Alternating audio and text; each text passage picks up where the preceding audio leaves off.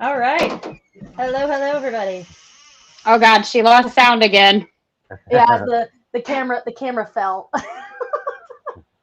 Hold on, guys. I'm gonna have to leave and come back. Oh my gosh, no. She Okay, well I guess I'll didn't do the even make it to intro. 5 minutes. She promised I 5 minutes. know. We should have taken So bets. I know. Hang on, let me throw it back in here. Okay, And here we are. now I can see and hear. You can see, you can hear. If you guys don't know who this amazing person is with us tonight, then you guys are sadly like not educated. This is the king of lace, as he likes to not be called, but that's who I call. We have the distinct honor of having martial law with us tonight in this epic show. So I gave away what we're going to be talking about with my favorite gene because of this gentleman. So it's amazing. We get to talk lace. Anytime you get to talk lace, it's an amazing thing to do. So if you guys haven't hit that subscribe or like button, you guys need to do it and make sure everybody on Instagram knows this is the spot to be because not only are we going to talk lace, we're going to see Lauren's second attempt at a Panda Pied clutch. Yeah. So this is going to be epic. Yeah. Woohoo. I'm excited to see that. Oh man, I just hope that they're all good because I play the odds game, with this. Like I know the risks and everything, and I Yeah. try to be as transparent with it all as I can because I don't know, I'm curious if there's ways to get around it with like incubation temperatures and stuff, and you don't know till you try. So Right. Yeah. yeah. Yeah. And I think, that's the other part of what we do. Is we are pushing boundaries, in Mhm. any way you look at it. So, whether it's pushing boundaries genetically or anything like that, there's going to be some things that you can always adjust and change. And, even basic ball python care has drastically changed in just 5 years, So there, if we don't keep pushing the boundaries, then we're going nowhere, I guess. Yeah, very true. Can you hear Nikki? Because I saw your message at 7:03 that said you have no sound. She has no audio now. Oh, There we go. Is that better? Yeah, yeah, there we go. Maybe. I was about to. I just Okay. messaged in the chat. To See, take out your it's earbuds. never it never surprises me and Lauren when we do this show. One of us always has a technical difficulty for like the first 10 to 15 minutes of the show, which is fun. We just have the crazy audio again with your with your choppiness. I don't. We do. Yeah, I know. Uh, We're just gonna have to deal with it tonight, guys. Sorry. yeah, it. Hold on, let's see. Yeah, sorry guys. Nikki's See. earbuds are being. Does that funny. work? I'm gonna grab the clutch here. Are we doing that first? Yeah, they're being crazy. oh, speaking of hiccups, So hopefully that auto is I just yeah. now found Let's see. the chat. So, hey guys. Yeah. Hello, chat. um. We're having shenanigans at the beginning, so we apologize in advance. It's Yeah. This is the way our show goes, though. Yeah, most of the time. Ever a dull moment. Can't ever just have like a normal show without shenanigans. So let me move this out of the way. Sit that there. Okay. Alrighty. Oh, there is a Jason. Brandon Osborne gave us a tip to incubation. Yeah, my husband's in there. Okay. Yeah, so that's the thing that Brandon actually explained to us at Tinley, actually, about these the supers. So it's pretty cool. Yeah. And I've got like a pretty good system on my incubation for not messing with them. I do the igloo cooler method of incubation. I have several That's coolers Lauren. down in the basement or whatever, and I literally can't disturb my eggs very often. Otherwise, it's a mess to clean up because literally waterfalls of water on the sides of the cooler and on the sides of the box. And messing with the eggs is not really an option. Otherwise, I'm cleaning up water spills for an hour after going through egg boxes. So I do the exact same thing. Yeah. And mine's on carpet, so like I can't. I honestly think it's not the best way for us to incubate ball python eggs, but it is the best method because I mean it's 99% humidity. It's rock solid temperatures. It's just, I mean, I had 20 or 19 clutches last season, last year, this year, whatever. We're still in 2021, but 19 clutches running 3 coolers, and I can't grow from that. If I'm gonna exceed, I'd say 20, 25 clutches, I'm gonna have to go back to the old cooler method and whatnot. So Yeah. it's just not. That's a really good question. What's that? That's a good question right there. Oh, well, let's see. How many? I can't see how many's in the chat room or whatever. I think we have 12 here. Okay, so there's 12 people in here. I actually do have a very, very exciting update on the lace puzzle stuff. Ooh. No lace puzzles, but I did get a lock from a lace het puzzle to a lace bamboo het puzzle. Ooh. So that project is well underway. Yeah. Wow. In fact, that's going to be some amazing stuff. Yeah, Yes, I wasn't. yes. I wasn't even planning it. The female is actually a 2020 that I was just going through and I was cleaning tubs. This was probably about a week ago. I was going through and I was cleaning tubs and I pulled her out. The lace het puzzle girl. I pulled her out and I was like, "Oh my, you are looking chunky." You know? So I put her up on the scale and she's at 1,300 grams. I was like, wow, you're progressing pretty good. And I don't use ultrasound or anything like that. So when I put her back in the tub, I just palpated her. And as she's running through my fingers, it was like thunk, thunk, thunk. I was like, oh. So it's time. So, 3 days later, oh yeah, I tossed a mail in with her and they were locked that evening. So Oof.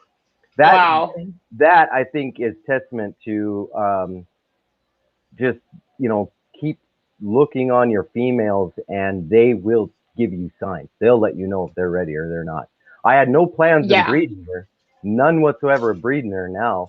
But when I started feeling follicles, I was like, okay, well, obviously you have a different plan than I do. So. Oh man, that's exciting. Yeah. I can't wait to see that.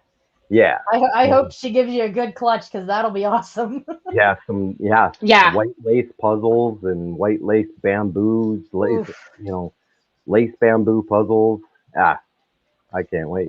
That'll be crazy. Yeah.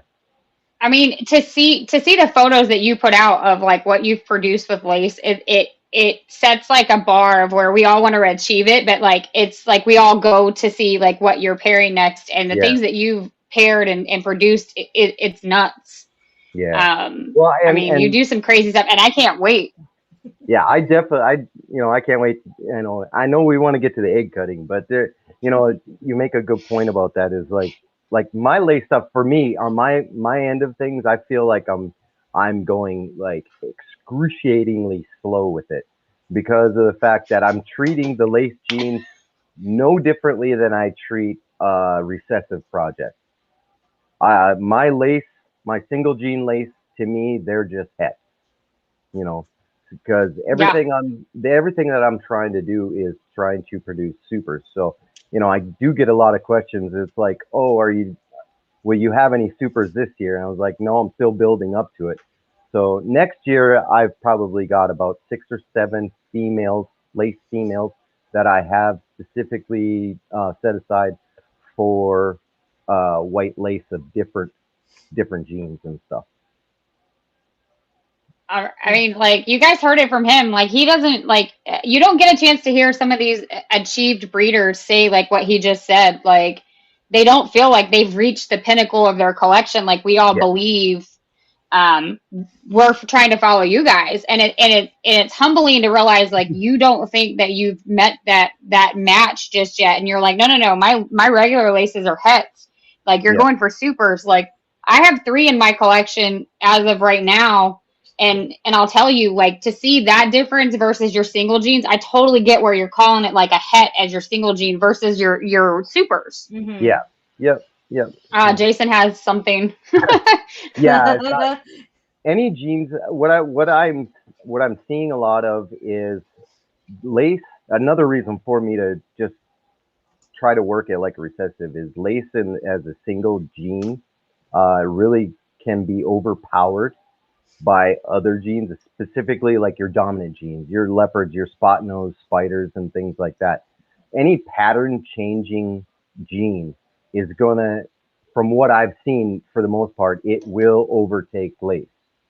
So I wouldn't say that it doesn't work well, but I am saying that when you're putting it in those pattern changing jeans, that you need to be careful because you may misidentify. And honestly, I feel like as I get more advanced with my combinations in lace, I'm just putting it out there, I will misidentify some here and there because lace is a gene that sometimes you don't even know that it laces in that animal until 3, 4, 5, 6 sheds later. And you see it getting cleaner, you see it getting brighter or darker. Remember, lace is it's not a brightening gene, it's an enhancing gene. So it's going to make your darks darker, it's going to make your brights brighter. That is so true. So I have a question for you, because it seems like this past season you're seeing a lot of people working cypress. Do you think cypress and lace are going to kind of go hand in hand? I'm actually, yeah, that cypress is one. It was actually on my radar in Tinley to pick up cypress specifically to start getting laced into it, but I didn't. I went to Desert Ghost. I picked up a Desert Ghost, pastel Enchi Desert Ghost male. So, but cypress is one that's on my radar. So Nice. yeah. Nice. That's, I mean, you put, like what you said, like it's a gene that if you put it in with too many cleaning genes, you're gonna miss it, and it is easily misunderstood. And I don't know if you get it, but like when I go to look at like pictures of laces, I've noticed a lot of people post them, but they do like the top shots. Like you want to see the doily on the side, like you want to see the lace. Like, come on, show us some belly. Yeah. Yeah. Absolutely. So it's funny. I get probably, I'd say I probably get a message a month, maybe a few more messages a month of, can you identify, is this lace or whatever? Yeah, and it'll be a top down picture. Yeah. And it's like my first reply is like, I need to get some belly shots. Let me see that belly line, see what we're working with here. Because it's most critical to see that belly line to even begin to get And it totally is. I'm seeing you guys in the comments. You guys want us to pull some lace. We're going to pull some lace, but we're going to let Lauren cut this amazing clutch. And then me and Marshall and Lauren are going to talk as much lace as you guys want. Yeah. So get the questions ready. But, like, let's do this for Lauren because, like, her first clutch, guys, if none of you guys follow Lauren, this is her first clutch last season was a Panda Pied clutch. And she hit 1. So this is her going for it a second time. And what's funny is I actually cut my first lace clutch when she cut hers at the same time, and I was more excited for hers than my own. So let's do this, and let's see what kind of panda babies we're going to see. Yeah. Yeah, Jim, we're rocking the egg cutting board that Angie made. Oh, nice. Yes. If you guys don't know, Angie from Jar and Jim make those beautiful wood cutting boards. They burn it, and then they're epoxied, and it's kind of cool to be able to cut your eggs on your logo. So it makes it amazing. Okay. So you want to take the camera off? Jeff's man in the Panda camera, babies. So, yeah. I'm ready. I forgot to ask her. This is what it's about. What's that? How many eggs? He's gonna show you. There's Oh, 7. yeah. Oh, I like these odds now. Yep. Ooh. I know, so do I. This is Yeah, exciting. She gave us one more than last year. She's been a 6-egger for the past, goodness, I don't know, like past 4 years. And I got her as she was born in 2015, and she had already produced 2 clutches for the previous owner. But the owner never, like, the previous breeder didn't know she was het pied. Well, she bought her as a het pied, but didn't prove her out. And then she had sent her to me, and she had paired her with a banana black pastel het pied male, and wasn't expecting her to prove out. And she got a clutch out of her, pumped her up with a couple of meals, and then sold her to me. And then she cut the clutch, and she said, "Yeah, she's het pied. There's pieds in the clutch." So kind of lucked out and got a awesome female that kind of boosted my Panda Pied project like 3 or 4 years into the Yeah, future. So, for sure. That's awesome. and last year she gave us 6. So, and she was paired to a black pastel pied male. So we'll see what we get here, I guess. But I don't know. Oh, this is exciting. Yeah, here we go, Nikki. Round 2. Let's do it. See, now you have double power in the lace. Now you have both of us, and we're sending the panda the vibes this time. They are pushing on these eggs. They're on day 73 today. So there's only one thing I don't like about being on camera for this. I'll be like, what's going on He's like, let me see. Like, we'll just all get close. Like, we're all sitting around the table. Yep. This is, I mean, we call her Mama Panda for a reason. So we'll see. Yeah, it's a running joke between us and all our friends because I'm just obsessed. Yeah. Like, I want to work on, like, like the Abyss stuff and stuff with super mahogany and all that. But, like, I don't know. I think I'll always still be, like, big into the normal Panda. Hey, put her on the big screen, Jeff. Take me and Marshall off so we can get close to the camera and put her center stage. I got it. Here we go. Yeah. Alrighty. So, white. Looks like a pied. Definitely a pied. I think it's black. Okay, pied. One pied. Can you see it? Black pastel pied. Yay. Can you guys see it? Okay, I know it's nice. Kind of blurry. It's really nice contrast. That's definitely black pastel pied. Nice. Really nice big saddle on it. I told you, it's either pandas or all pieds in this one. I'm down for all pieds. I need more pieds. And I'm going to make a mess. Whoop. That's okay. The messier, the better. Whoopie babies. Okay. Baby 1. Very pretty little pied. That's a damn good start, though. Heck yeah. Yeah, seriously. Yeah. I'm going to make a mess here till I get my It's an amazing start. Whoop. It's like cutting chicken or cracking a chicken egg. My mother-in-law's watching because she's never gotten to see us cut a clutch before in person. So, alrighty, next one. I bet Jim's liking that board. Come on, Panda. Yeah, and pied to start. Black pastel pied. I'm pretty sure that's black pastel pied. Yeah, that's definitely black pastel pied. It's pretty dark, but we'll see once it crawls out. Oh, very dark. That's a black pastel. Yep. Nice. Can you guys see? Is the lighting okay? Yeah, you're fine. Okay. Nice black pastel. Alrighty, little baby. Whoop. Oh, hello. You just moved your face so we could see. That was the first egg cut on a that board, and it's a pie. Yep. Yep. Angie created those boards, and she's created a bunch of them, and she Lauren got hers, and Angie made sure to get it there before she was gonna cut, so she could cut on board. So nice.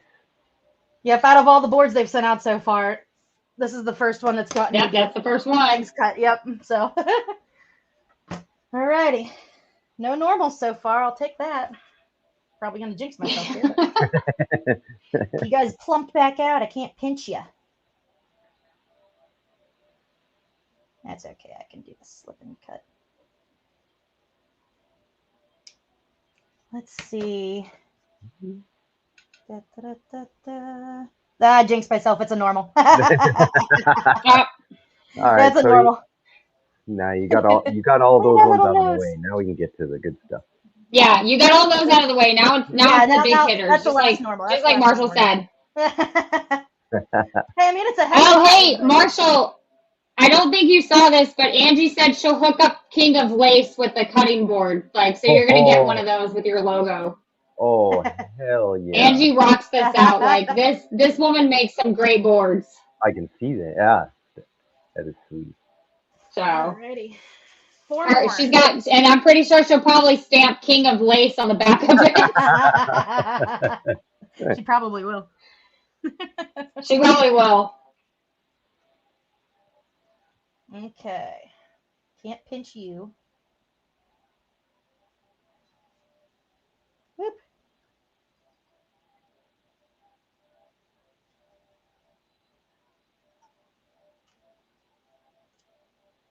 Whoop, that is white. Uh-oh, here we go. Here we go. Uh-oh. Oh, that is high white pie. Oh, I think we did it. Did we do it? I don't know. He's upside down. It's like the other one. It's like when we hatched the first one, and it was like, oh, is that a panda? I know, can't right? tell. Hang on. It's I a might have to panda. a smidge more. I don't know. I can't tell if that's brown or black. Come on, little baby. Oh, man. Flip over. I think it's black pastel pied. That's a brown saddle. Oh, okay. Yep, black pastel pied. Yep, okay. Two Almost. pieds. It's a nice Two little pieds. saddle. Two pieds. I'll Hey. take that. Getting there. Getting there. Actually, what's funny, guys, is I have the sister to her Panda Pied, and she only came out with him and this one and everybody else. So she's got two more than what she had one more than what she had last time. So yeah, and the odds were a lot less. So let's see what we get here. yes, this is exciting. Yeah. For sure. Come on. My little baby, I feel you pushing on me.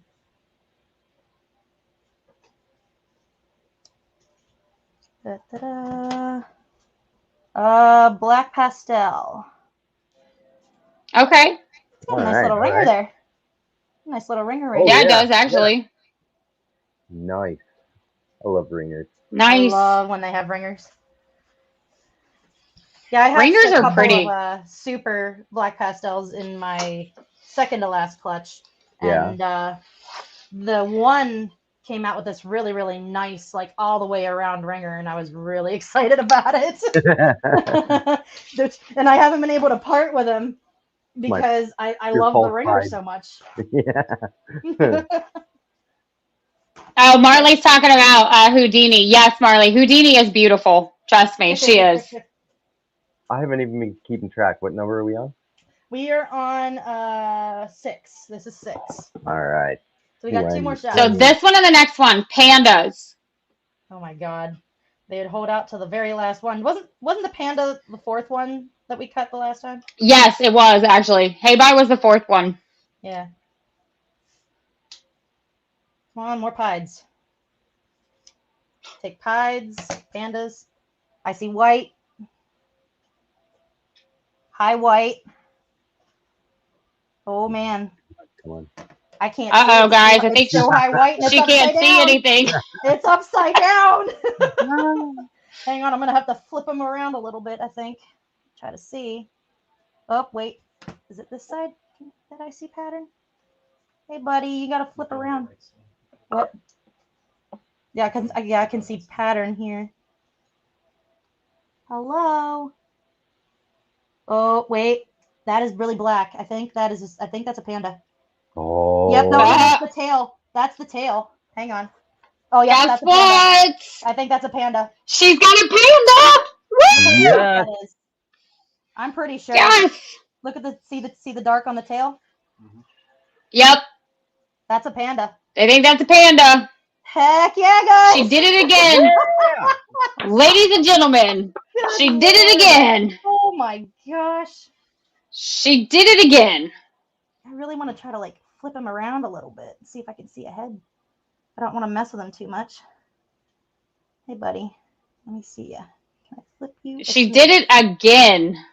Let me see ya. Yeah, it's probably a really high white panda, but that's awesome because it's got, I don't have, my other panda's all black on the head, and then he's just got a little black Dalmatian spot on him. Nice. Well, maybe he'll move around here by the end of it, and we'll get to see him again. And we'll check him out. Oh my goodness! Congratulations! Oh yeah, congratulations! Thank you. Yeah, Mama Panda for the win. Marley says. Juju. Police Juju. All right, last one. Can we hit a second one? That's 3 pieds. Please. Wow. Yes, really, there you go. That really puffed back up.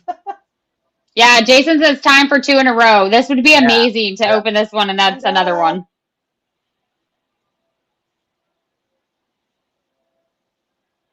Okay. White. 4 pieds. Uh-oh. I don't think I'm ever going to sell this female ever. I don't think so either. She's really good at what she does for you. Nope. I don't think she's ever going to go anywhere. Her or the male. I can't see. Why are they all upside down? Because they know you want to see them. They know that I want to see what they are, and they're being little jerks. Oh my God. Yes. I can't tell. I mean, it could be an all-white panda. I'm not seeing much pattern. I'm not either. It could be an all-white panda. I don't know. I can't wait. No, that's probably a vein that I'm seeing. I don't know. That could be another panda, but I can't see. I'm trying to see into the egg. One, and it could be. Okay, baby, we need you to cooperate. We need to see. Yeah. Oh, I can see. I can see a little bit of like color inside, but then it's like hiding its head. Hey, buddy, can I get you to flip around a smidge? No, he's like, nope, I am ball. Ball is life. And well, we'll give those 2 a little bit, and we'll come back later on and see. I think this one might be a panda too, though, just from how high white it is. Oh my God! Like, if she hit 2, this is epic, guys. And I'm kind of seeing like a little bit of a shadow of really dark, like where the head is. So I think. Let's just call it. It might be another panda.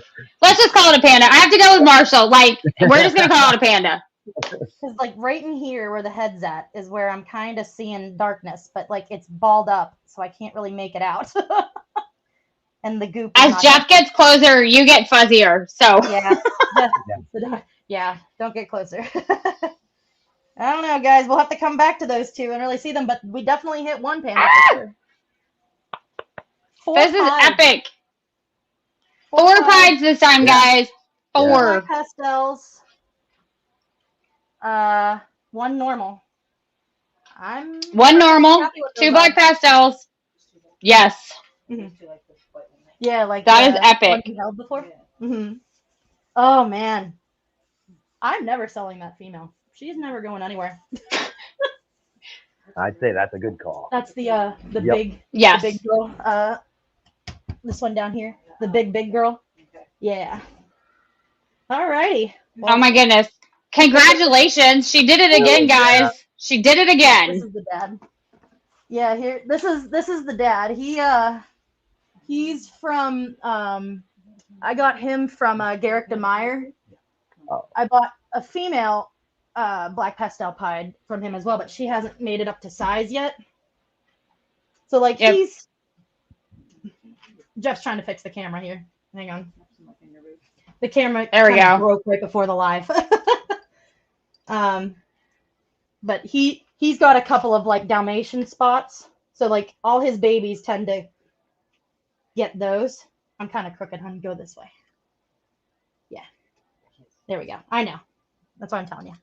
But yeah, so he's kind of got like medium, like a medium-sized saddle. So I'm looking forward to seeing what that black pastel pied looks like. Seeing how much coverage it has. And it's so funny that you say that because Houdini actually, she has a freckle just like her dad on her back, just one little freckle that showed up, and it's the craziest thing to see her dad and go, "Yep, that's her dad." Oh my goodness! Congratulations! Woo! I mean, Very, I very nice clutch. Yes. Thank you. Very nice clutch. Seriously, They like all look good too. I'm excited for you. Hopefully. And now I'll get the text messages until they all crawl out. She'll be like, "Oh my God, why can't they come out? Let them come out now." He's in shed, but this is. Yep, there he is. This is our panda from the last time. Hi, buddy. You want to flip around? There you go. He's deep in blue right now, but he's very high white and just has a little tiny. Where's it at? Little tiny Dalmatian. Right there. Actually, I'll get his sister so I can show you. Yeah. He's a very blue boy. Of course, he knew he was coming on video, so he's like, ah. Right. All of my entire collection. So here's his sister. This whole rack is in shed. Where is it, Houdini? There's hers. Yeah. Oh yeah. So that seems to be a trait that this is the sister. This is what she produced last season, and I have her. As soon as before she could even come out of the egg, I was like, I don't care what it is, I just want it. So there's Houdini. Carly said it before. And what's funny is, yeah, I know. Actually, wouldn't it be? It would be crazy. Actually, what's funny is Lauren named her before I got her because she escaped out of her hatchling rack and gave Lauren a heart attack. She was the last one in the tub. She was the last one to shed out. And she figured out that when she was damp, that she could push the tub out just enough to get out. And oh my God. And she was inside this rack. Oh my God. Whoops. So it was definitely. So her name. Yes. Yeah. She and it stayed.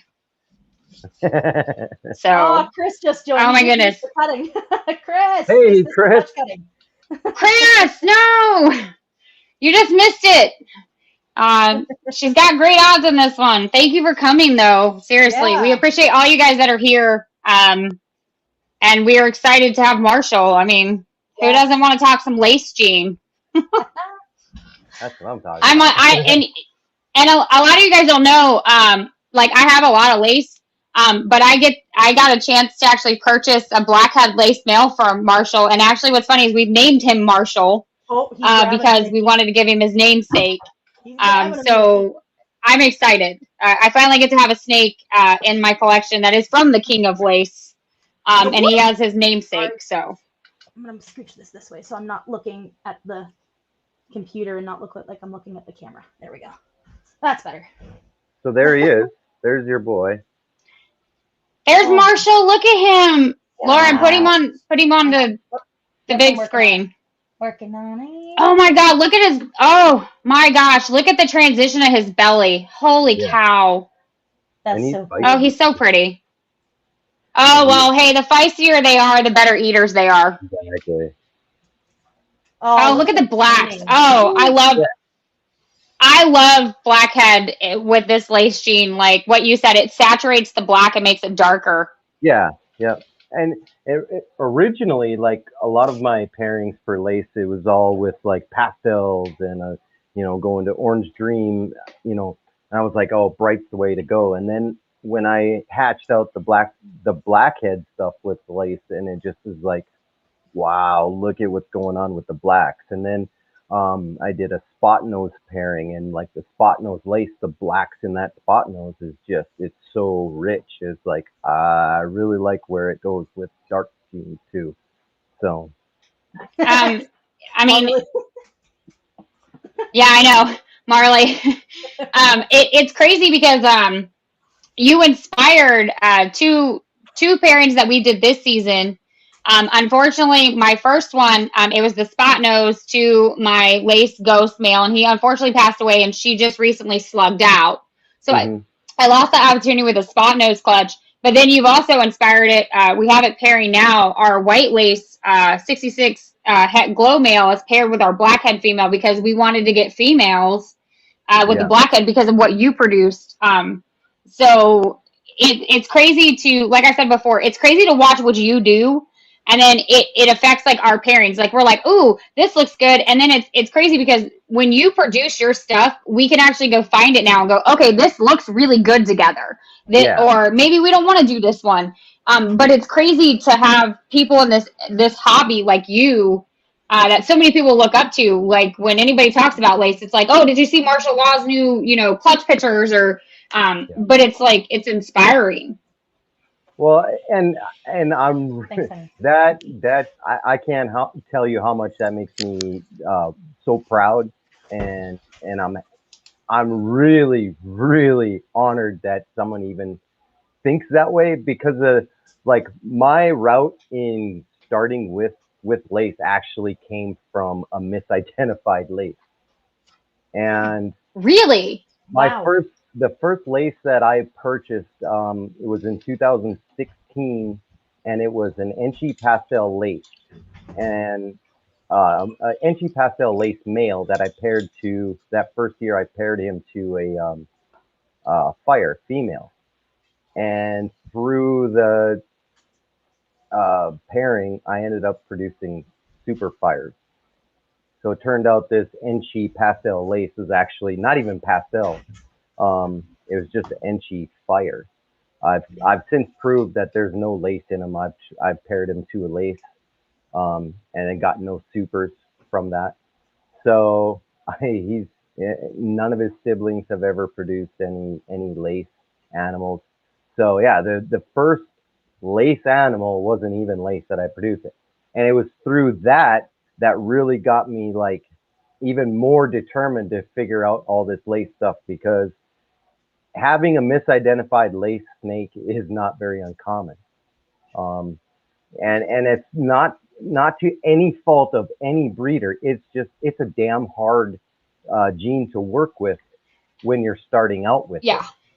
it. So I mean, I don't mean that in a negative way as far as me having a misidentified snake. That's what's going to happen. I mean, people do have a lot of problems with it. And one thing that I've noticed is that, especially if you're doing, let's just say a very simple pairing of, you take a lace to a pastel, and then your second pairing is a super lace to a pastel.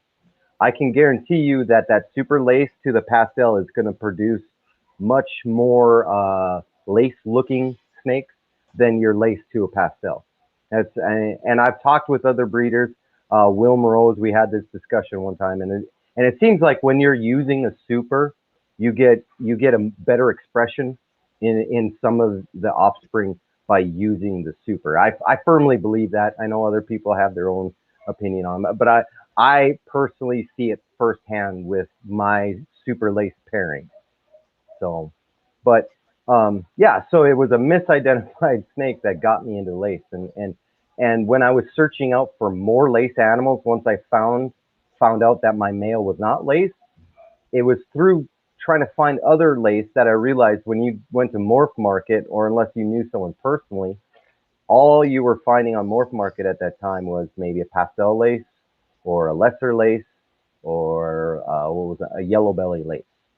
It wasn't worked into other genes a whole lot, and that's kind of the route that I took from there. It was like I didn't really care that I wasn't making groundbreaking pairings or anything like that. I just wanted to make sure that it was going into other genes, and it's getting that way now. You can find I think it's been put into red stripe that I saw. I've got it into bamboo, blackhead, and phantom, and things like that. So it's getting spread out more, but when I got into lace, it wasn't that case. It wasn't that way.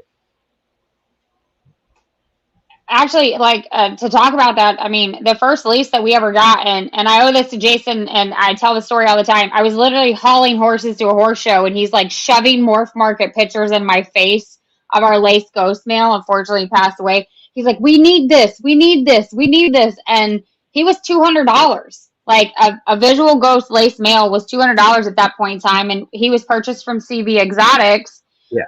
But it's crazy to see where it was a few years ago versus to where it is now, and the combos are coming in, and you talk about the phantom, like that's another one that we're doing right now. Like it's crazy to know, like, you can put it into so much. It's a gene that if you're not looking at it, you need to look at it, because it does take and it runs, and there's so many possibilities with them. Yeah. Yeah. And that, I mean, that's kind of one of my selling points with lace when I'm talking to someone who's just asking questions about it. I say, I mean, really, they ask, what would you pair to this? What would you pair with lace? What do you want to do with lace? And I was like, don't worry about what I would like to see. It's like, my selling point on lace is whatever your favorite project is, add lace into it, because lace is going to make everything that you do better. It's, I mean, Justin Kubilka has even said that, it's not like Desert Ghost, but it's similar. It's going to enhance your project. Jason's going to kill me. He's going to say this to me, and I shouldn't do it. But lace is kind of the poor man's Desert Ghost. Yeah. To a certain extent. For sure. To a certain extent. But it holds its own. Like, this girl, so this is probably one of my prized ones. And you sit here and you talk about lace like that. So this is my lace clown female. Now, she was purchased as just a regular lace, but as she's gotten older and the vibes from her, guys, this is actually a super. So that they mislabeled this, they missed it. But like every time, I mean, here's what you're looking for when you're getting in a lace, the doiliness of it. Yeah. So, and this is just a super lace clown. I mean, it's simple jeans, guys. I mean, like Marshall was saying, look at how dark her darks are, because that jean's in here. Yeah. She's beautiful. Yeah. Yeah, she's a troublemaker. She like Marshall is. She's just like Marshall. She likes her food. That's all. But yeah, I mean, she likes her food.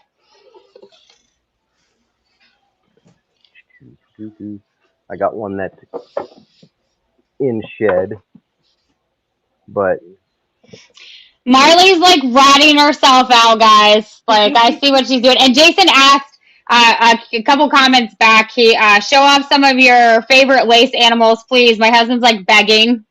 So I can get this. I mean, this is what we're talking about in indifference. This is what you have your pastel yellow belly here. Oh, if I can keep it.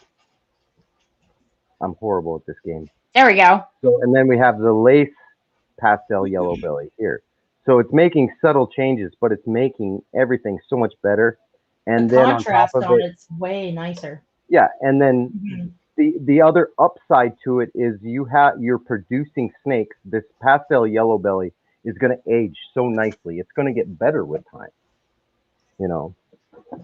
So and that's the good thing about lace. It does every shed they get brighter and brighter. Right. I think another selling point that I like to make is we all know, I can talk and walk at the same time. We all know what happens with pastels. It's pretty well established that one of the worst genes for aging is pastel. Yep. I mean, that's not really a secret, but this here is a 2-year-old pastel calico lace. Wow, look at how bright she still is. And that's 2 years old. So when most pastels are starting to brown out. Oh my gosh. That is nice. I know, right? Look at that. Yeah.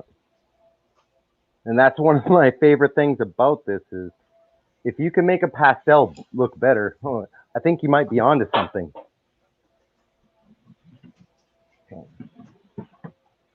My husband's in shock. I just want you to know he's fanboying over the fact that you're on, because he's like, yeah, let's talk about lace. You see it in the pastel form, and just like you said, like, babe, I know I'm going to mess this one up. I know I am. Go ahead and tell everybody what she is before I pull her out, because I know I'm going to butcher this one. I don't have my cheat card with her. So, you want to talk, like, so this is Frost, guys. So she is a lesser, hold on. He'll tell me in a minute. I'll show Xena in a minute. Calm down. So I know she's lesser lace Pinstripe, something else, isn't she, babe? I'm waiting for him to pop up in the comments. He'll tell me. Yeah, I'll pull it But up I mean, when I read comments. Come on, Jason, hurry up. yeah, seriously, like, I mean, look at her face, but this is like a bunch of jeans slammed into with lace. And like when you first look at her, like what you were talking about, it's hard to ID because she doesn't have the doiliness that you see. Yeah. Super pastel, that's right. So I said it all without super pastel. So I missed super pastel. So this is a super pastel, guys, that has lace in her. Woo! I mean, you can't go wrong with her. Oh yeah. Yeah. And when we looked at her, it was one of those, like what Marshall said, you can kind of see it in certain spots, but as you look through the photographs, because she has like lesser and she's got super pastel and she's got pinstripe, it loses itself. But as this snake is aged, she just gets more and more bright. Yep. So too slow on the uptake. yeah, I figured. Part of Thanks, honey. I get an A+ on that one. She didn't have her cheat card behind me, so I couldn't cheat. You know, part of what I was discussing before about it's an enhancing gene. This one here is from my my puzzle stuff. So this is just bamboo. And actually, when this one first came out of the egg, because of the head that was on this, I thought with this head, the lightness that was on the head and whatever, I thought that this was the bamboo lace. But as time went on and I got some age on the two snakes and its sibling and everything like that, I quickly realized, like after about 3 or 4 sheds, that I misidentified that bamboo was just bamboo and this one here was the bamboo lace. Oh my and what I was talking about, about the enhancement. Holy cow! Wow. It's very clear on the head. Look how dark his head is. So it's not brightening his head, but it is enhancing the colors on his head. Man, and bamboo and lace were made for each other. Holy smokes. And the lace started pushing the alien heads up. Now, this is Het Puzzle, so some of that is contributed to Het Puzzle, but it's lifting up everything. It starts pinching off the alien heads like that. So that's another kind of identifying factor with lace. In the super form, lace really pinches off pattern and stuff. So. I mean, you guys are seeing it. Like a lot of people say like bamboo and like, you know, it's an end project, but I mean, like seriously, look at what lace does to this. Yeah. It just amplifies it and it makes it like what he's saying. It does. It closes the alien heads down and it makes it 10 times better. Yeah. For those that are on the chat or joining us. So right here, this is what I'm talking about with the super lace. So you have this exaggerated popcorning along the belly line, and then the alien heads are getting pinched, you know, they're getting squished. So a lot of the times in your combinations with lace, you'll see a lot of the donuts and stuff like that. Yeah. And as it ages, you start to see this outlining around the alien heads. It's either coming in as a white or the really gold color that starts to outline your alien head. Your dad wants me to talk about you, so I'm going to set you right here. Stay right there. Sorry, I had to bring out his other, like, he called her name out, so I was like, I'll bring it out, but I'll show it exactly what you were talking about. So she is, this is Xena, if she's going to cooperate, which she's not. But, like, Marshall's talking about it, is, like, the doiliness, guys. Like, she just, like, it's nuts. So she is she's a white lace granite pastel, and like he was saying, like, I mean, look at her colors. Like, she's a little darker through here, but as she's shed, she's just getting brighter. But you're looking for, and we kind of reference it when you're looking at laces, it's the doiliness that like they have through here. Like he said, it smushes it brings all these alien heads down to kind of like a point. And it's crazy when these guys, oh, stop it, you're such a bad girl. Stop it. She's like, let me just take your fingers off right now. Like, no, ma'am. No, thank you. I like my fingers where they are. I mean, I'm just guys, and enjoying let the me just lace say this. show. This is amazing. I Wow. can't. Well, Lauren, she's wanted me to talk about lace for a second. And I was like, okay. And then Marley was like, reach out to Marshall. And Jason's like, let me reach out now. And you're gonna talk lace, so let's see if he'll come on. And I kept telling my husband, I was like, he just had a baby. Like, I feel weird. I was like, I know how it is to have a young kid. And my husband's like, he'll talk lace if we all ask him. So like, it's an honor because let me tell you, my lace collection is okay. But yours, it puts everything to shame because it's like I'm recreating stuff I've seen you do, and it's nuts because you just like it mind blows you with what you throw in and you make. But just remember this though, I don't have a single visual lace clown. I got plenty of stuff for okay. but not one single visual. So Okay, so I'm just gonna say this. I have future plans, and now that you just said what you did about Cypress, I'm gonna tell you there's a plan in the work for a Cypress lace clown. And she's got to grow and I love this snake. She came from Nice Balls, who produced her. And this snake has been like, she don't care if it's in shed, out of shed, during shed. She slams food. So I need her to keep doing that for me. Ooh, OD lace. There we go. I don't have any OD lace with me right now. I do have a female that I've been pairing up to that super lace, and the female is a GHI Orange Dream Black Pastel Possible Yellow Belly. So I got all kinds of good stuff that could possibly come out of that one. So Jason had a pretty good comment too. I wonder. I'd love to pick his brain about that one, Marley. Yeah, and then so the other thing that I mentioned a while back though was, I mean, anyone who's kind of hasn't seen lace or doesn't know anything about it. When I was talking about aging well, and for you guys out there, if you just close your eyes for a moment and picture when you say a black pastel fire, or maybe even like a black or a pewter, a black pastel pewter or something like that. And if you got that vision in your head, what I have is a 4-year-old. She's giving me 2 clutches, black pastel fire lace female. Oh my God! Look at her. Oh my gosh! Holy cow! Is a full grown female adult ball python.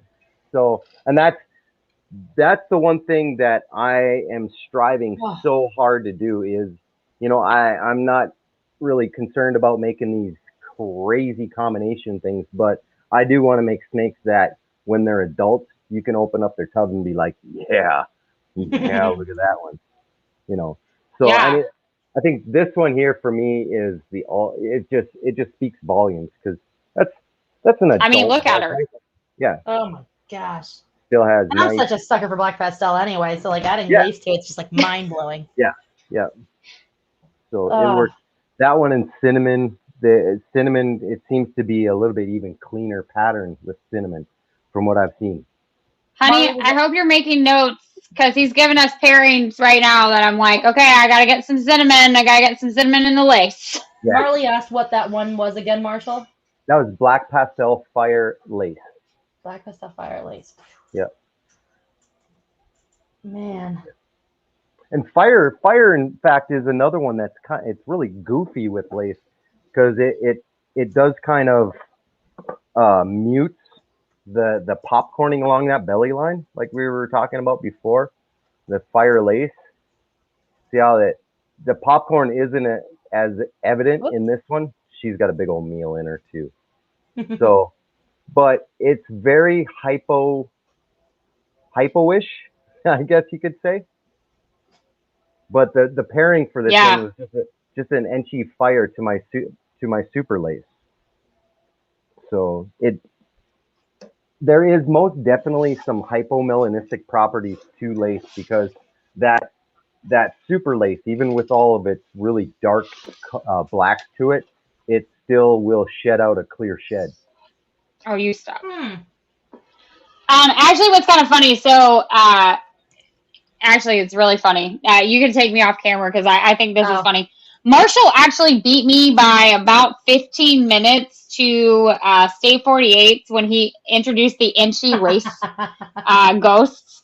He beat me to it because we were going after both, but I actually got just the ghost lace female. But Marshall beat me to Inchy in this, and I swear every time this female sheds, she gets better and better. But he beat us to it by 15 minutes. That's how fast this stuff goes.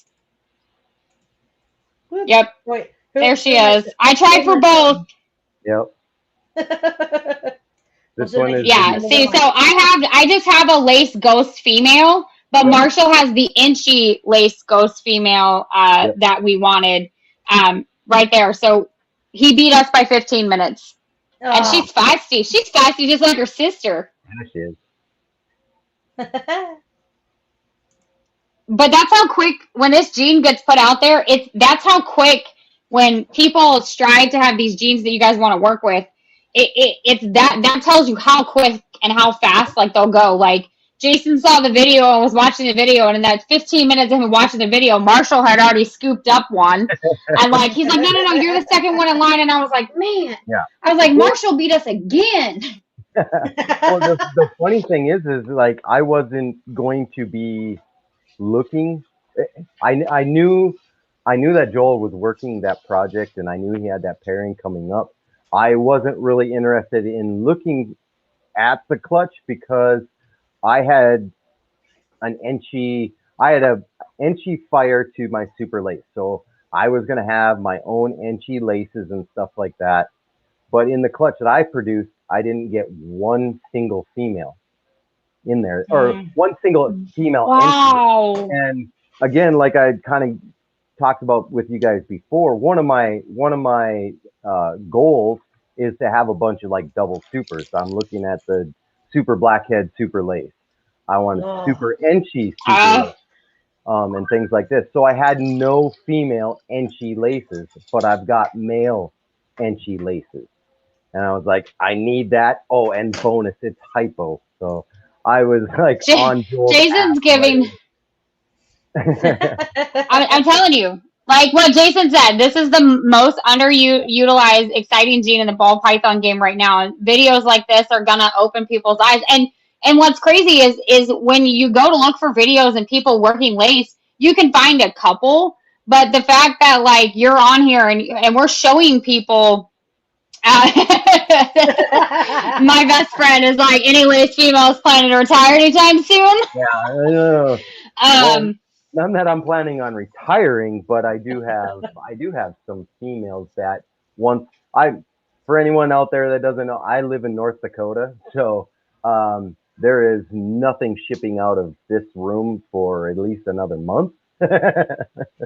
So we're at about I think we hit 21 below today, so woo, yeah. Yikes. Ooh, I do not miss those days. I lived in Colorado Springs, and I do not miss those days whatsoever. Now I miss the smell of snow, but I don't think I miss like the below freezing temperatures all the time. Yeah, no, I definitely, and I work outside too, so it's not. Oh gosh. Yeah, no. And guys, if you guys aren't hitting that like button or going and finding Marshall on Instagram, you guys are losing out because I'm not playing. Like when he puts stuff out, he makes everybody's mouth water when he's like, "Oh my god, look what I did with lace." We're all like, "Oh my god, what else could he do? What could he do?" I mean, and to be honest, guys, like it was so funny because I got a chance to meet you at Tinley. I didn't get a photograph with you, but my 12-year-old did. But it's so funny because it's like Jason's like sitting there talking. He's like, "Hey, I have somebody I want you to meet." And I walked up and I was like, "Oh my god, it's the King of Lace." I'm like, I remember because I was and like he literally. Yeah, I was like, oh my god, hold on, let me sit here and talk. But it's like you're just a genuine, humbled person to walk up and just talk to about things, and it's nuts. It's just nuts because people are so afraid and intimidated by bigger breeders. Well, and that's I mean, honestly, I was like super embarrassed too because at that time I had just purchased a het lace a lace het clown. And I was standing there talking to a friend of mine that I've gotten to know over probably the last 3-4 years because I've purchased lace Yep. from him. For anyone who doesn't know, like the lace gene was proved out by Scott Seavey. He's over on the East Coast. So if anybody's out on the East Coast and you're going to ball python shows in and around that East Coast area, you're going to find lace stuff. It just kind of got lost in the shuffle out there. So a lot of that stuff is out there. And I've purchased a lot of stuff from Matt Lee, who I was standing right next to. He was. I felt so embarrassed. And I was just because he was standing right there. I was beat red. I was like, yeah, but my buddy wants to really nice stuff. Right, he does this, and I'm like, but you're the king, because it's like you don't see it, and he was so red in the face, like Marshall was like, you could just see it as soon as I said the king of lace, he went like beat red and was like, what? And Matt even turned. I heard him the corner of my ear. I heard him. He turned to his employees like, Marshall really promotes lace, and his employees were like, I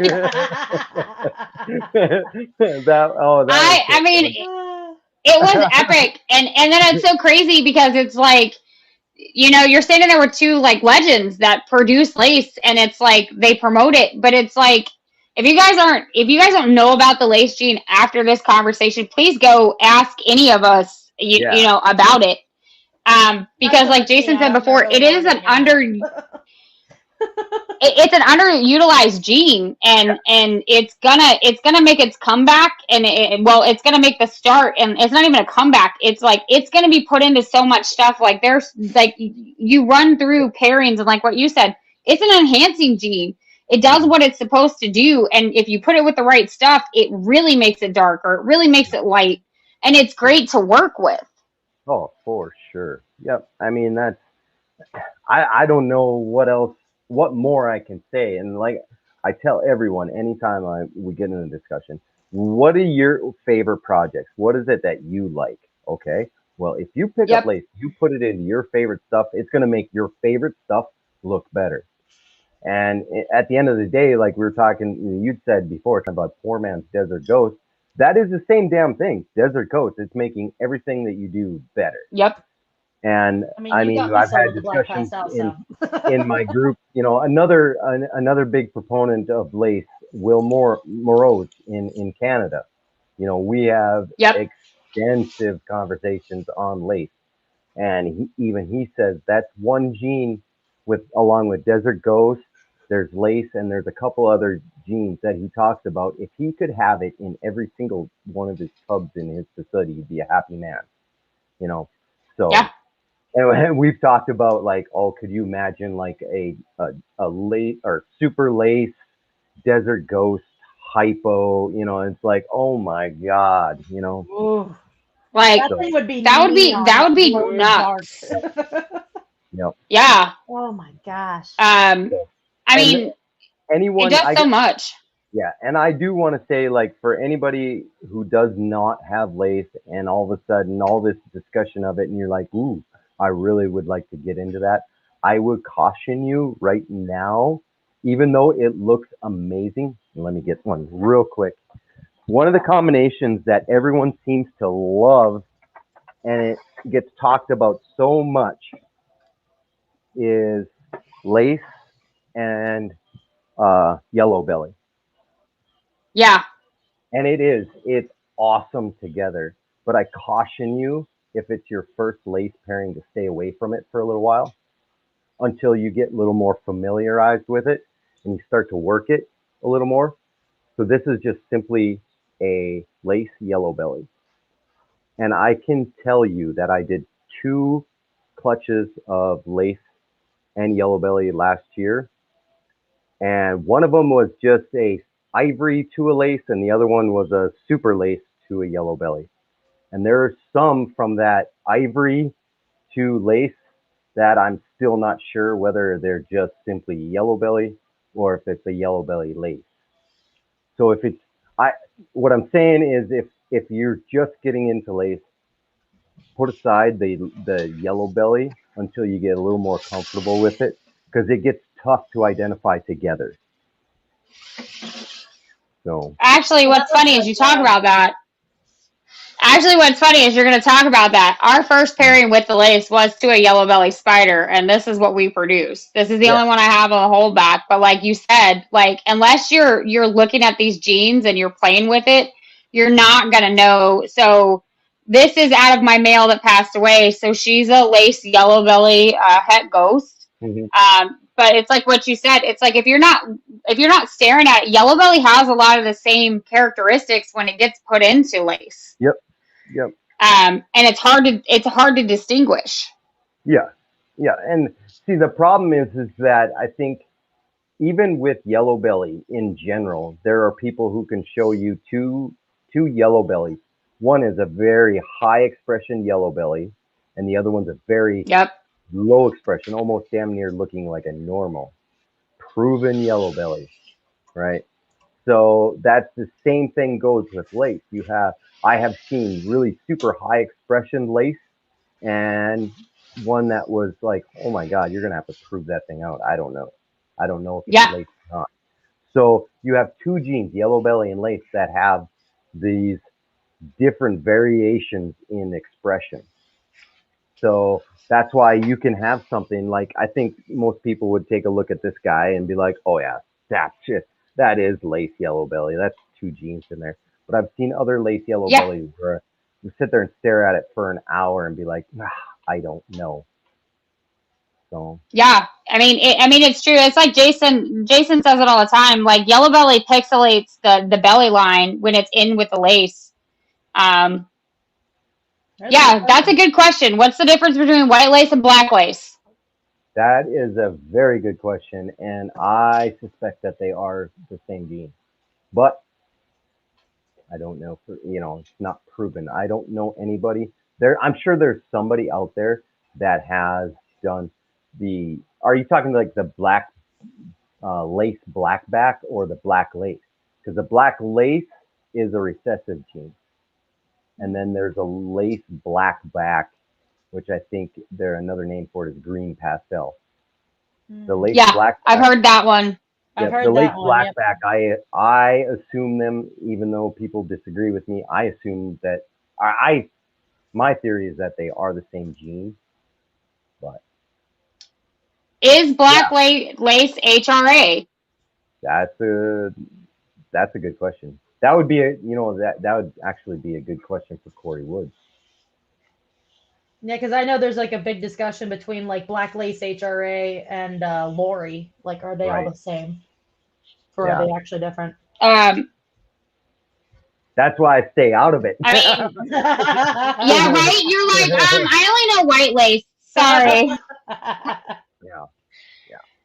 It gets complicated, especially when like you're working like genes like this. I mean, there's so many different variables, and a lot of people don't understand. A lot of the European people that breed, they name it one thing, and then when it comes stateside, it becomes a totally different name, but they're still the same thing. So it just depends on how you work it. So I mean, the list goes on. I mean, like something that comes over from Europe or has been in Europe for years and years and years. One that kind of talking to Will about is cryptic. They have a gene over in Europe, a mirror. It's called a mirror. It's been proven out and called a mirror, but he theorizes it to be cryptic. So like, you look at the animals and like, I can see that. So I mean, common sense to me says we have like hundreds and hundreds, and if not, thousands and thousands of different mutations in ball pythons. Somewhere along the line, something's going to get crossed and something's going to get, renamed or doubled up. To me, it's just odd, Now, I don't know, like, just a running joke. I know it was like a couple months back, like we had just become Instagram people. I witnessed somebody trying to rename Spider for something completely different, and I was like, that's a spider gene. Like, what are you trying to do? Yeah, weren't they saying that it had no wobble or something like that? Yeah, it was really weird, and I was like, that's still the spider gene. Like, what are you trying to do? Like, you're not gonna fool anybody. I mean, it's crazy because you get a lot of people that try to name it different, like what you said. But like you said, it eventually at some point in time crosses lines, and we get it. Oh, saying it too. Yeah, yeah. Amir and Gizmo, Migraine, all cryptic. Yeah, yeah. Yeah, yeah. And it's crazy because a lot of people don't understand this cryptic stuff is just showing up in people's collections. Like people don't even know. I mean, my scaleless head cryptic male is pastel. The people that produced him didn't even know they had it. Yeah. It's just showing up randomly. Yeah. Yeah. Yeah. Marley's gonna call. She's gonna call something tarantula. That's what she's gonna call it. That's gonna be her line. It'll be called tarantula.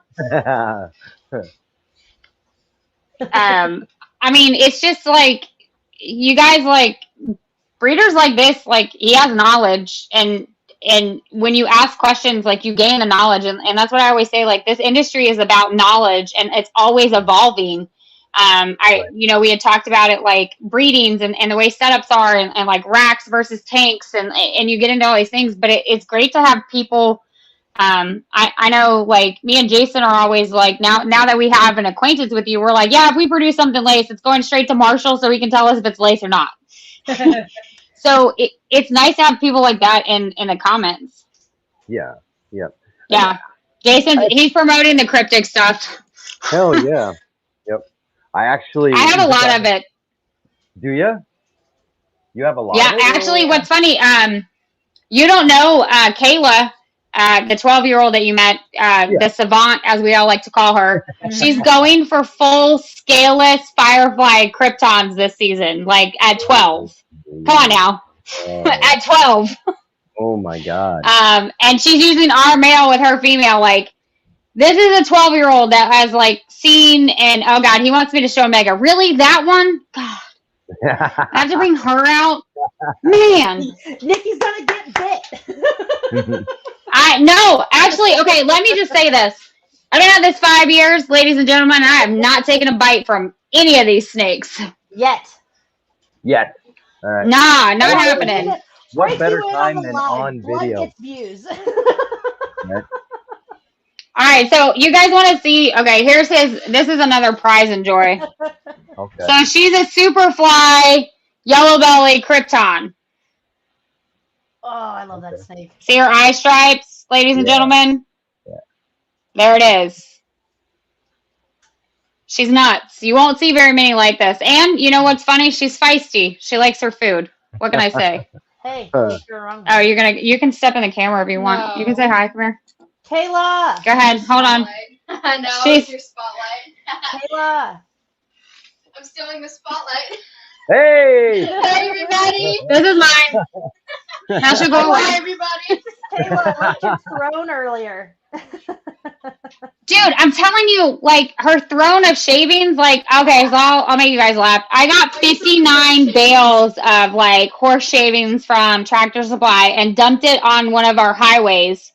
Had some cute little old man who was, like, a reservist help me, like, load it. Jason's laughing at me because he's at work. He's like, I would have strapped that down better. I was like, well, if the stupid person that was driving and wouldn't let me have the lane, I would have never have dropped the Leaning Tower of Pisa, which was, like, 59 bales of shavings. So she's excited because I'm gonna put her to work. Seriously. Like, she sent us a picture and like she's got it all stacked in their rat shed. And Yeah. Like and Kayla sat on it. She's like got a throne now. But I'm telling you, like, Bring me my and she is too. She's like, bring me my rats. Yeah, that's princess lace. There you go. That's princess lace. Yeah, there you go. She's hoping that she can, like, you know, work her dad over and be like, so Dad, if I do this, can I keep this? Can I have So- a couple of lace from your next clutch, please? And thank you. I mean, so it's so funny because you showed off the blackhead lace, and I kid you not, I told Lauren and a couple of people, I was like, oh yeah, I'm gonna go for blackhead lace. I'm putting the super to it, and everybody's like, I want on that list right now. Want on that list. Yeah, absolutely. Or even, you know, even if you don't hit like supers and stuff like that, Yeah. sprinkling in a little bit of like maybe Mojave or Phantom or something into that. So Oh yeah, see? that's my gosh, blackhead it's so blackhead dark. phantom lace. The pairing on this one was a blackhead phantom to a super lace. Oh So my Oh my god, look at that. and she's got the some shed in there. But sides. yeah.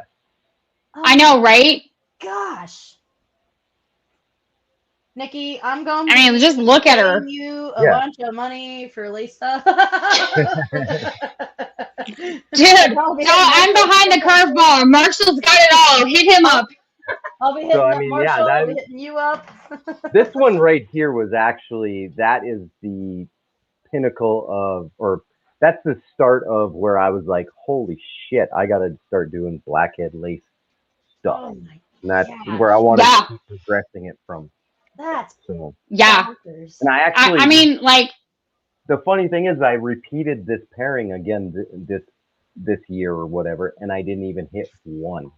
Oh, All of them were blackhead laces and phantom laces, and one lace out of that clutch. you need to find somebody to cut a Panda Pied clutch with at the same time, and then you'll. I know. yeah, seriously. Like, seriously. Like, I actually, what's funny is that female I showed that's the lace yellow belly hat ghost, I cut her clutch at the same time Lauren cut hers, and, like, it was quote unquote world's firsts, but it was like, oh my god, what is this? Look at her Panda. I didn't even care about my lace clutch. I was like, whatever. Fast forward a year, Nikki's like, lace everything. Yeah. So, Yeah, like we're doing like right now it's a pastel phantom ghost to a white lace 66 hypo. Yeah, and we did that pairing out of it. And seeing that makes us excited because, like I said, we do watch what you do with the lace because it's like it's us wanting to achieve the same goal.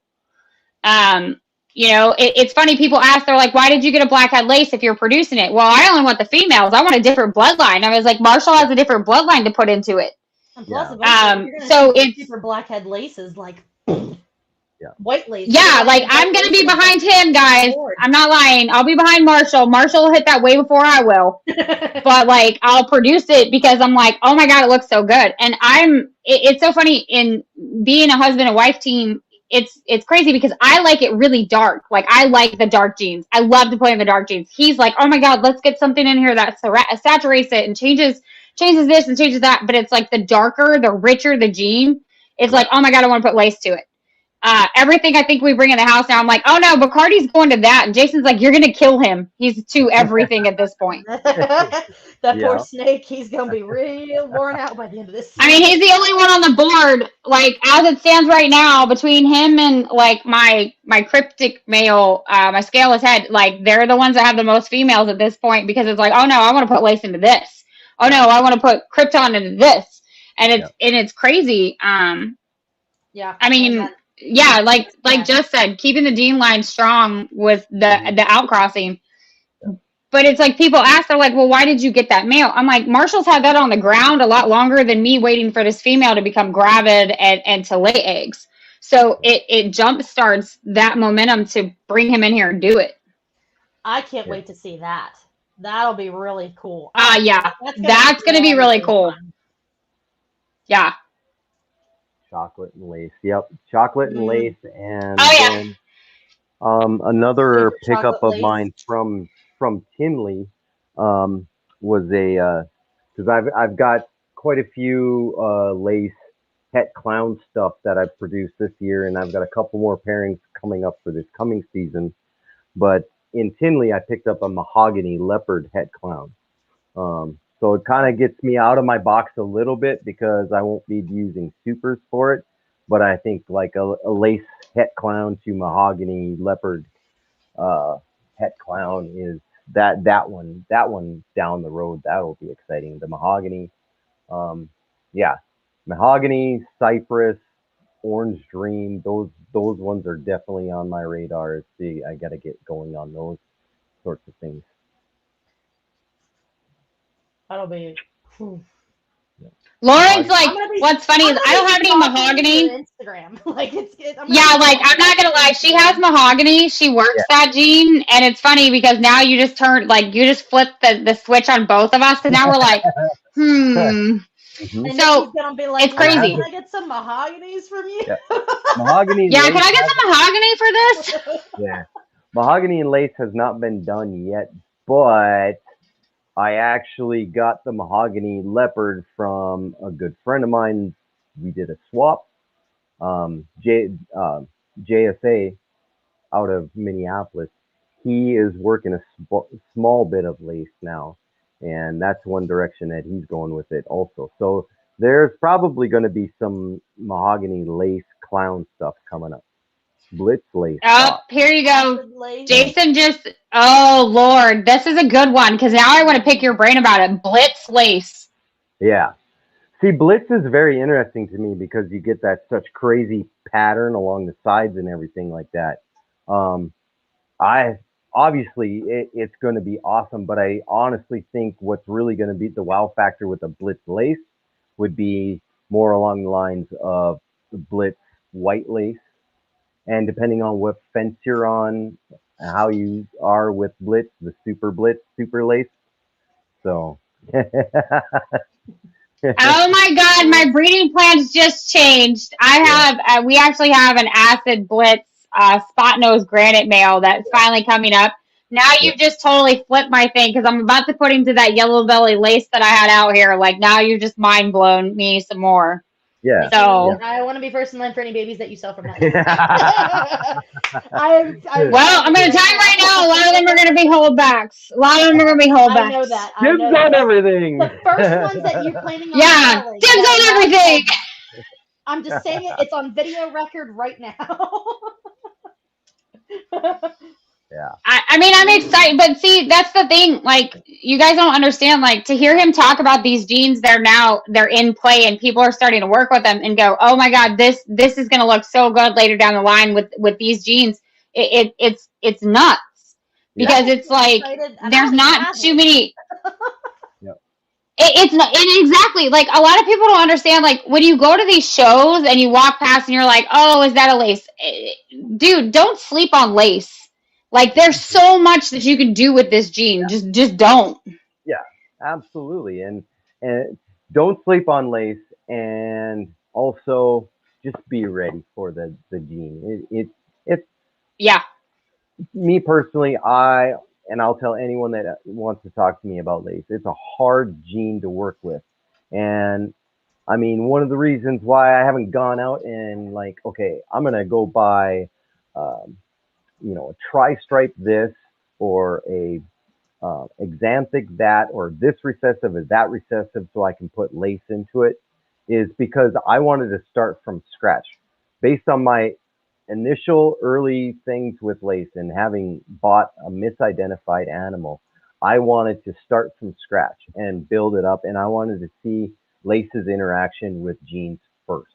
And then from there, I wanted to work into other genes, or I wanted to build my own army of supers so that I can turn around and I can produce stuff with anybody who gets into lace, and all of a sudden they're like saying, I am having all kinds of problems identifying this. I'll be like, I can give you help trying to identify it. We're going to work through it together because I'm going to have problems too. So let's work through this together. And oh, by the way, I've got some supers for you you might be interested in. I love him. He's like the best salesman that you'll ever. He's like, by the way, I have some supers if you need that. Marshall. And what was so funny is, yeah. But you're gonna have a line out the door now. Yeah, I'm a huge proponent on like trying to work towards getting supers into your collection for lace. It's just because of my own personal problems from the beginning, because I, like I said, one of my first ones was misidentified, which I didn't find out right away, and it just crushed me. And then my first actual lace clutch, I had all kinds. I was calling friends and damn near in tears talking to other people. It's like, I'm having so many problems with this, please help me. So just from my own experiences is like, and my experiences in having people come reach out to me and saying, hey, I'm having problems identifying this. And I'm like, I'm having problems identifying your snake too. Let's work through it together, I mean, that there it is, guys. I mean, like he said it, like, you know, a lot of times when you hear big breeders and they're in this gene, or you hear like your name, or you hear Jessica Bilka, or you hear Billy, people forget to realize they're human just like us, and there are mistakes made. You can't gain knowledge unless you ask, so don't be afraid to ask somebody, because I mean, like you said it with the lace, it's hard, and certain Yeah. genes, it's really hard to pick it out. Yeah. Yeah. And it's not like Really you guys aren't willing to talk about stuff that you'll enjoy working with either. So Yeah. Yeah. Yep. And I think the other thing is a lot of times the other breeders, or and myself included, have a real hard time with being patient. One thing that I've found that's really helpful in identifying lace is giving it time to shed out, because then all of a sudden Yep. you see it shed out and get nicer, and it's more defined, and it's getting cleaner, Yep. and its siblings are looking dirtier and everything. And you're like, ta-da! Here is my lace animal. Found you. So I mean that's correct. Like with lace, it's the type of thing. It's like sit on it for a second, let it have a couple sheds, let it compare itself to, you know, its sisters or its brothers. But like also what you said, like having a super in the collection, it helps also to kind of go, okay, well this is what it looks like super form, so let's like kind of scale it back and see if we can figure out in the single form.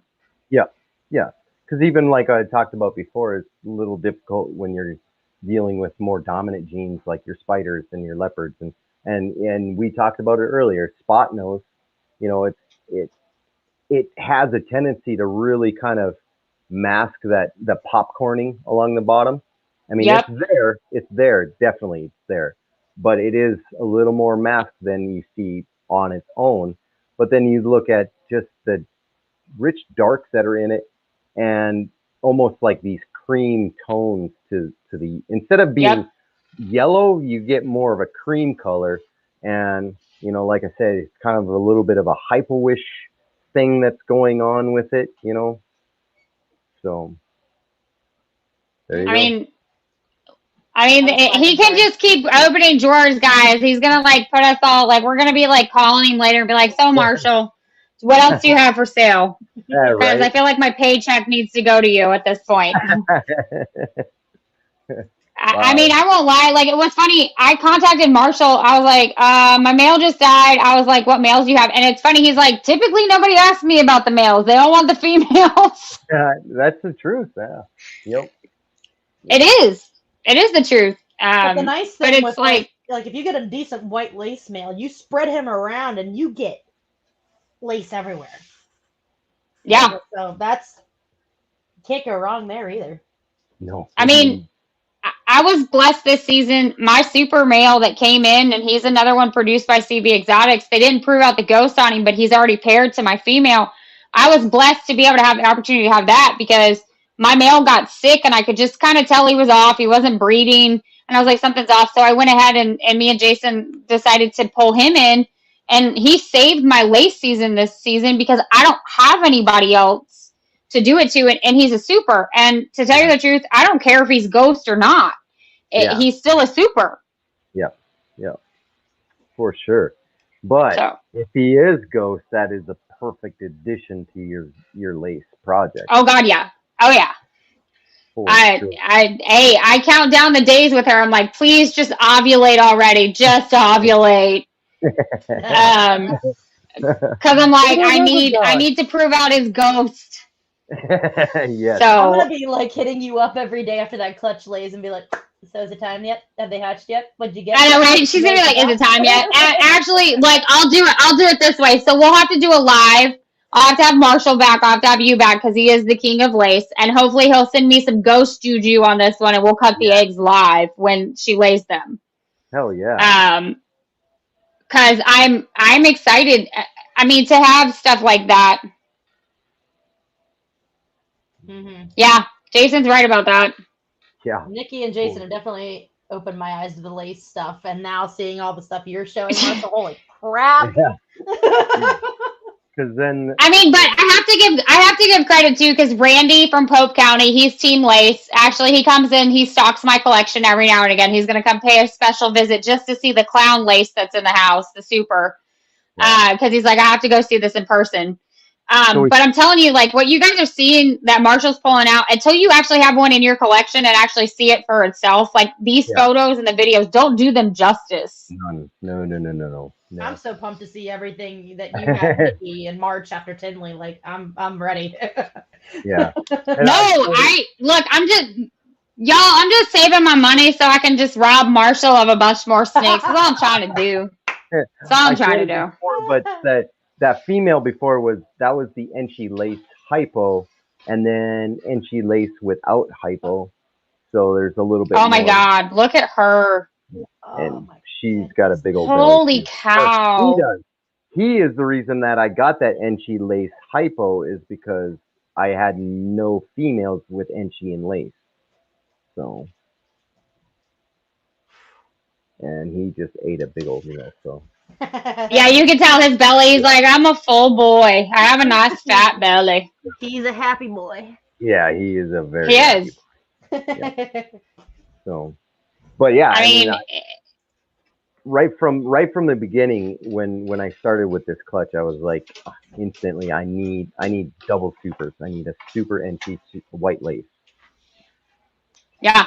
Hold on, I'm gonna see if I can pull my.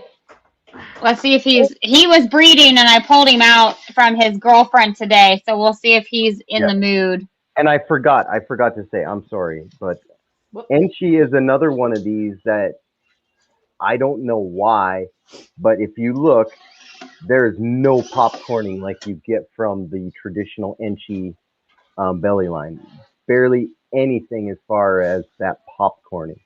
And the only reason, or the reason I did the pairing is because I'd seen some Enchi lace stuff, and I was like, "What? No, that's just an Enchi."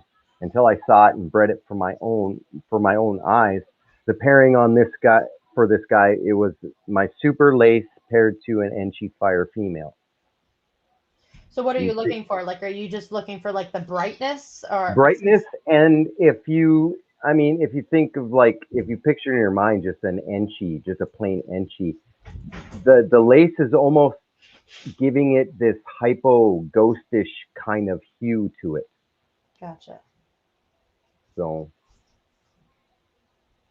yeah, and honestly, if someone were to reach out to me with this snake and say, "Hey, I picked this up from Marshall, is lace in the animal?" and I'll be like, "Oh, I'm not seeing it. It's really tough." Did you ask the breeder what the pairing was? If someone bought this from me, and I would be actually kind of annoyed if they didn't ask me what was the pairing on that snake? Thanks.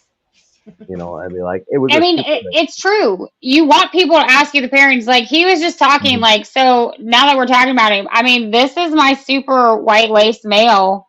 Yeah. That's 66. He's 66 glow, which is 66% ghost, 66% caramel albino. But look, guys, he's just. Look at his doiliness. I really like that a lot. So this is my Bacardi. Yes, he is named after the liquor. Yes, he's named after Bacardi. Perfect. But like he said, this is a super. This is what they look like, but this is just that's what's in him. Besides his his het side. So sorry guys, he's a little grumpy. He got pulled from his girlfriend this morning, so he's not. He wants his lady back. So. But I'm telling you guys, look up lace after this conversation. It's something you guys want to take a look at. Mm-hmm. Yep. And I promise, Lauren's drooling. Uh-huh. Yeah. And I promise, after the first of the year, we just added a new baby to my family. So after the year's up and I get a little more settled, I'll be back on my social media stuff. I have been super lacking, just terrible. I don't think I've posted Instagram for about 2 weeks now. So once I get everything back to some bit of order, then I'll start hitting the old social media stuff hard again. I'm definitely gonna be finding Finley. Just saying. I'm telling you guys, I'm not playing. Like, if you guys get a chance and Marshall ever has a booth somewhere, go check this out. Like, seriously, like, he walked amongst the crowds at Tinley this last time, and like, unless you're looking for his hat, you would never know it's him. Yep. It didn't click for That's me a good. until Nikki was like, "Oh my god, that's martial law," and I was like, "Oh my god." Yeah. Yeah. So, Empowered Exotics asks, how can you tell the difference between single gene and supers? So, that is a great question. And basically, the reaction between the single gene and the super gene is similar to Enchi, as far as like the super Enchi is just a way more exaggerated form of the single gene Enchi. And that's the exact same thing what's going on with lace. So here is just a single gene lace. You see the subtle, not so subtle, but this is the popcorning that's going along that belly line. You see some of that outlining of the alien heads that as this animal ages around the alien heads, that's going to turn more of a goldish color that outlines the alien heads. A lot of the times you see donuts into the pattern. That's a pretty good indication of what's going on. A lot of my lace animals come out with lots of donuts. And then, of course, your blacks. The blacks just seem to be this just rich, rich, rich tone. So that's going to be just your single gene lace. And then when you get into the supers, it's all the same visual cues, just way more exaggerated.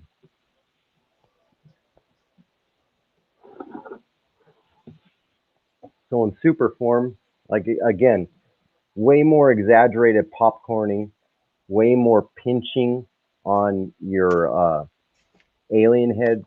You have that gold outline, deep, deep, rich blacks that are coming in. Some supers are super clean on the inside of the alien heads. Others have more of a granity look to them. There's some theories out there that some supers and some genes or like granite genes are tied in with lace, kind of like clown and blade and stuff like that. So, and that's very, very, very, very possible. But so, yeah, I mean, the single gene is just a little muted version of the super. So. You have everybody. I see the comments in the chat. Like you, like seriously, like you've turned, like you've opened and you've educated so much. Well, I hope so. I really do, because I can't stress enough, like anyone who works with a gene, you're going to have some problems identifying it down the road. It's just going to happen. There's no way around it.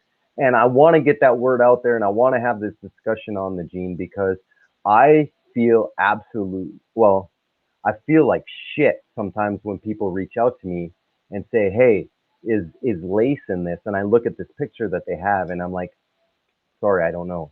I can't. What was the pairing? Well, I don't know. I don't know either. I'm sorry.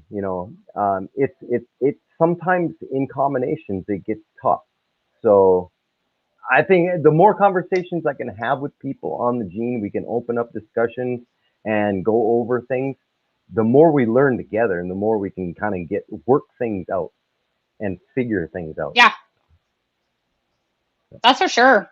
I mean, I'm going to tell you right now, like, guys, me and Jason play in this game with Lace, but like the knowledge that he just dropped, like that changes a whole lot of things than when we look at it. Like it's about helping one another and not being afraid to be like, hey, I'm so misguided with this. Can you help me?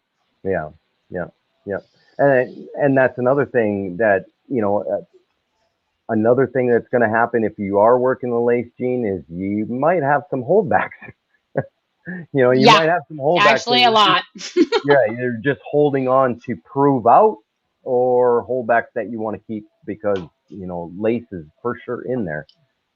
So, yeah, the yellow belly white lace is freaking amazing. Yeah. Yeah, it is. Mm-hmm. And it's crazy too because like you guys just got told like lace can do different things in like your lighter jeans or in your darker jeans. Mm-hmm. And a lot of people don't know that. Yeah. They see what they see when it's produced, but Yeah. like with you, like look at the way it does. Look at what it does with bamboo. I mean, seriously, like Yeah, look what it does with, who would never? yeah, what's his name? Chris, over at Deadmau5. What was it, about 2 years ago? He had on his Morph Market. It was just simply a bumblebee lace.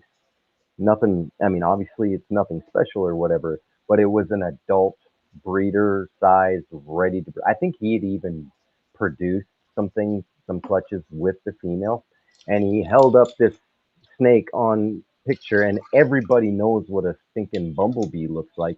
And everybody knows what a bumblebee looks as an adult. It's just this dirty looking, not a visually stunning animal as an adult. But he holds up this bumblebee lace, and it's freaking bright yellow. Now, how many bumblebees are out there that are still yellow as a 5-6 year old adult? So to me, that's just more all the reason to get into the jeans. You have a whole rack full of adult lace jeans, and they look almost as good as they did as hatchlings. I mean, look, they're wheeling and dealing right now. I see everybody here going, Marley, just send me this. I got males. Like, let me just put lace all up in it.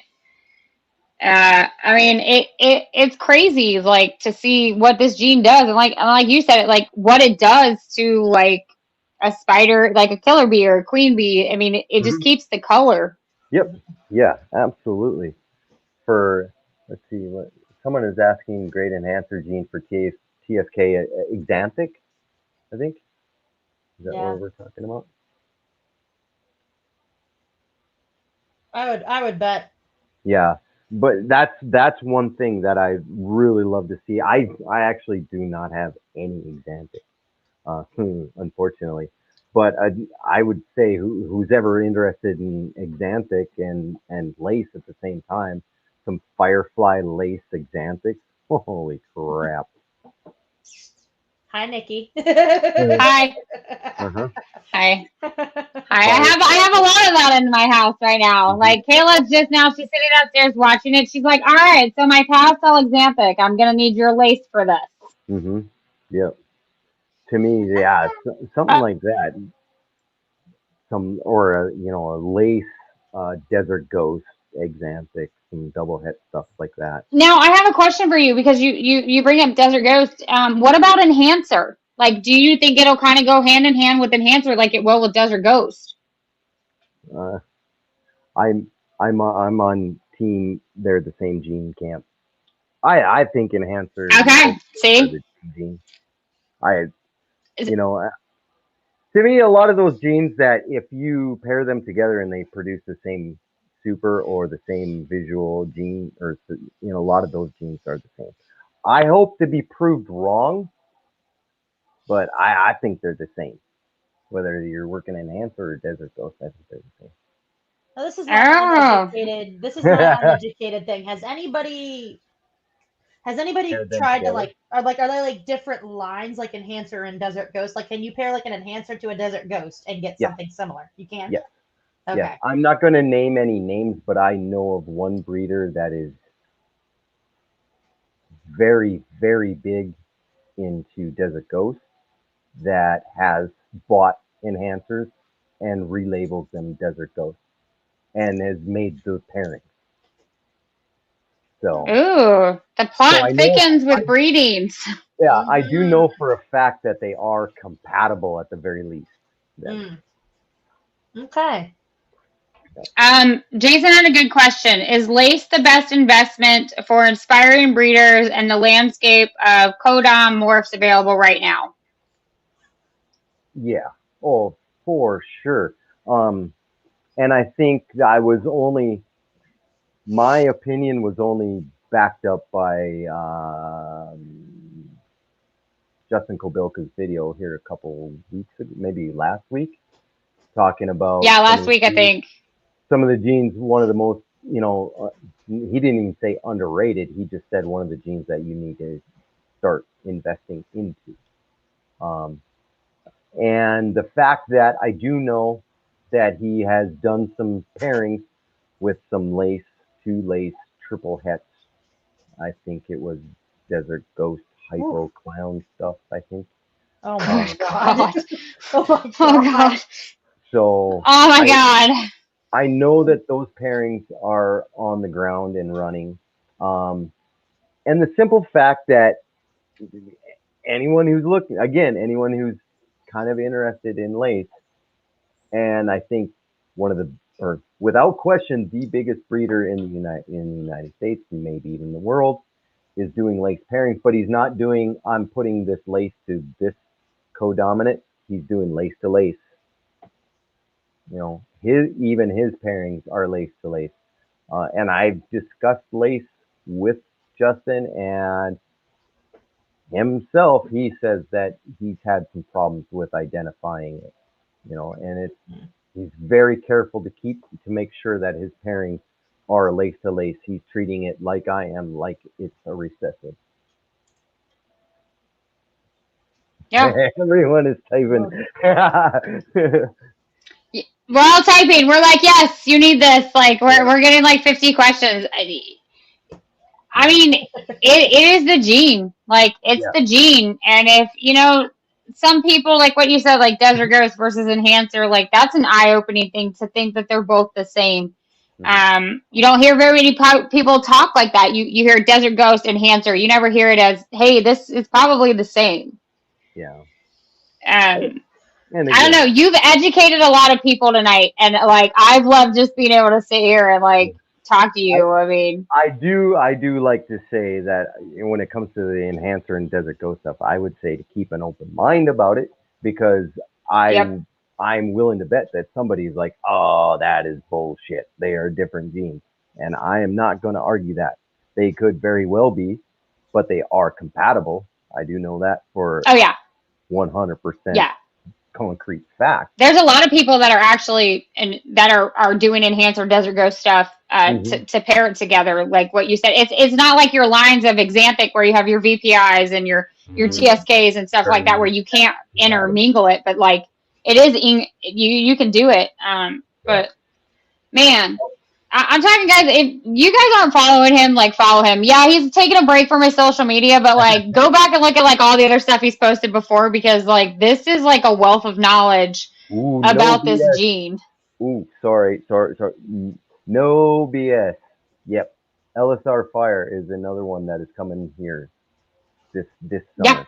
LSR Fire, actually, in talking with Earl, we're not sure whether or not LSR Fire is coming here or if Lace is going there.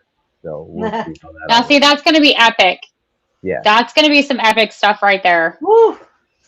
Yep.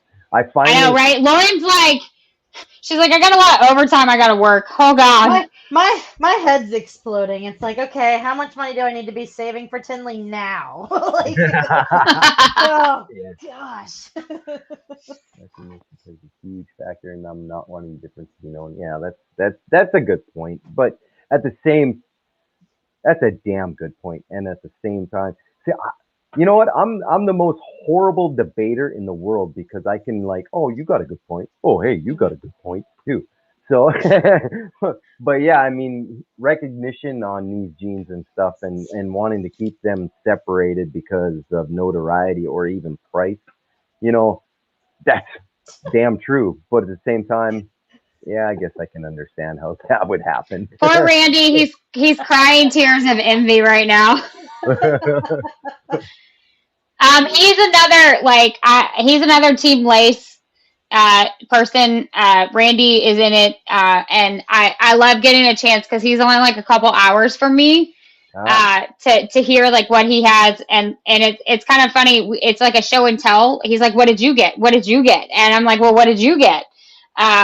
So it's like to have you on, like you've probably made so many dreams come true just having you talk like the Lace gene with us tonight. Like people are like, "Oh my God, now I want Lace. Here it comes." Jason.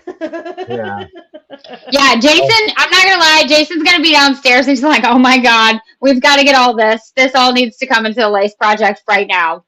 Yeah. I'm literally sitting here with Morph Market pulled up looking at white lace stuff. Like, Right. What's crazy is like you guys don't understand it. Like my 12-year-old, like she'll come to me and she'll be like, "Look at what Marshall made. Look what he just put on here." Like it's so nuts in my house. It's like so lace all the time. It's like lace, lace, lace, lace, Yeah. and it's like we all watch what you do, and everybody else does. I think it's just a great. I love the fact that it is gaining traction. It's gaining momentum. People are taking notice of it, and actually, depending on who you talk to, some people have been like, "Oh, I've loved that gene from day one," and then there's other people who've never heard of it. So it's like it's weird because it's kind of a common gene, and at the same time, it's not. It's a really rare gene, so it's really kind of weird. And like I talked about before, it's like it's the perfect gene, even if you don't want to get into all the desert ghosts or you don't have the money to desert ghosts or whatever. It's a great enhancing gene that's going to make all of your other favorite projects better. I can't say that enough. They might as well just put that on my damn tombstone, Yeah, seriously. Like he needs a shirt that says like lace is gonna make it better. Yeah. No, okay, so I'm not gonna lie. What I'll do is I'll get a tattoo that says "Lace makes everything better," and I'll just have it like right here and be like, "No, see, Marshall told me to do this right here." tattoo it on your forehead. I'm not playing like. Right. I mean, and it's crazy, guys. I'm not playing like if you guys ever get a chance, look for Marshall's hat. Like that's how you tell him apart in like the crowd of like thousands upon thousands of people. Yeah. But like if you want to sit there and talk this gene with this man will educate you and make you excited. Because like what you said, when I open the drawers with all the lace, it's like, oh my God, look at what's going to be here. Oh my God, look at what we're going to produce. And it's crazy. Yeah, absolutely. It's really exciting and not only that, it's pretty well untapped too. So it's not that difficult to just kind of work through things and think of combinations. And I bet you anything that combination hasn't been done, Like here's another thing. Like Rob from KY Constrictor said it. He's trying to do lace Aurora to do white lace Rios. Yes. I mean, that'd be a great one. I'm telling you, like Lauren is like, I'm not lying. Lauren's like, all right, I'm gonna need to work a lot of overtime because I'm gonna need a lot of lace in my collection after this meeting. And like I thought I had like a game plan. When I went to Tinley, I was like, Monarch and Ultramel. That's where I'm going. That's what I'm looking for when I go to Tinley. Like I got a game plan. I know where I'm going. Now it's like lace. Lace. Oh yeah. Well, it's maybe not such a difficult thing. Oh. So we have Ultramel, but I believe this little guy though. Let's see if I can get him to. He's not very cooperative. I believe him to be Ultramel Cryptic, actually, but we'll see. But Kayla, there's your new best friend. Yeah, Kayla, where you at? Yeah, I can't get. I know, right, Kayla? If you go to my Instagram, I got some really good pictures of him that make me. Oh, there we go. So I believe this guy's Cryptic. Yeah, look at his eye stripes. Oh, and he's got the spot behind the back of his head. Yeah, who was that at Tinley? Vince Russo that had the Ultramel female? Yeah. Actually, I'll show you right now. Let me see if I can pull her out. Hi, Mikasa. Can I see you? Come here. He was not. So, he was sold to me as Ultramel. So, but anyways, Ultramel, Monarch, all those genes, they get better with age. I talk about lace getting better with age. Mm-hmm. So what better thing to put with Ultramel, is lace and some combination. That's where my brain's going with this. Like I'm thinking Monarch because I'm trying to produce visual Monarchs this coming season. And now I'm thinking, oh God, I need to get lace and put lace into Monarch and lace into Ultramel. Well, this girl, so she is actually what Lauren's talking about. Kayla scored this girl, and she's Ultramel. And Jason looked at her, and he thinks that she's a het cryptic because of like her eye stripes. She won't but she has like all the vase markers that a lot of this Krypton stuff has. And he had the sibling next to it, and he wanted 2,500. Kayla scored her for 400. And we think it's in there. I'm not playing. And she's just a het. And it's crazy because if you're not looking for, oh yeah, hold on. He wants me to show her head up close. Hold on, babe. She's a little squirrely.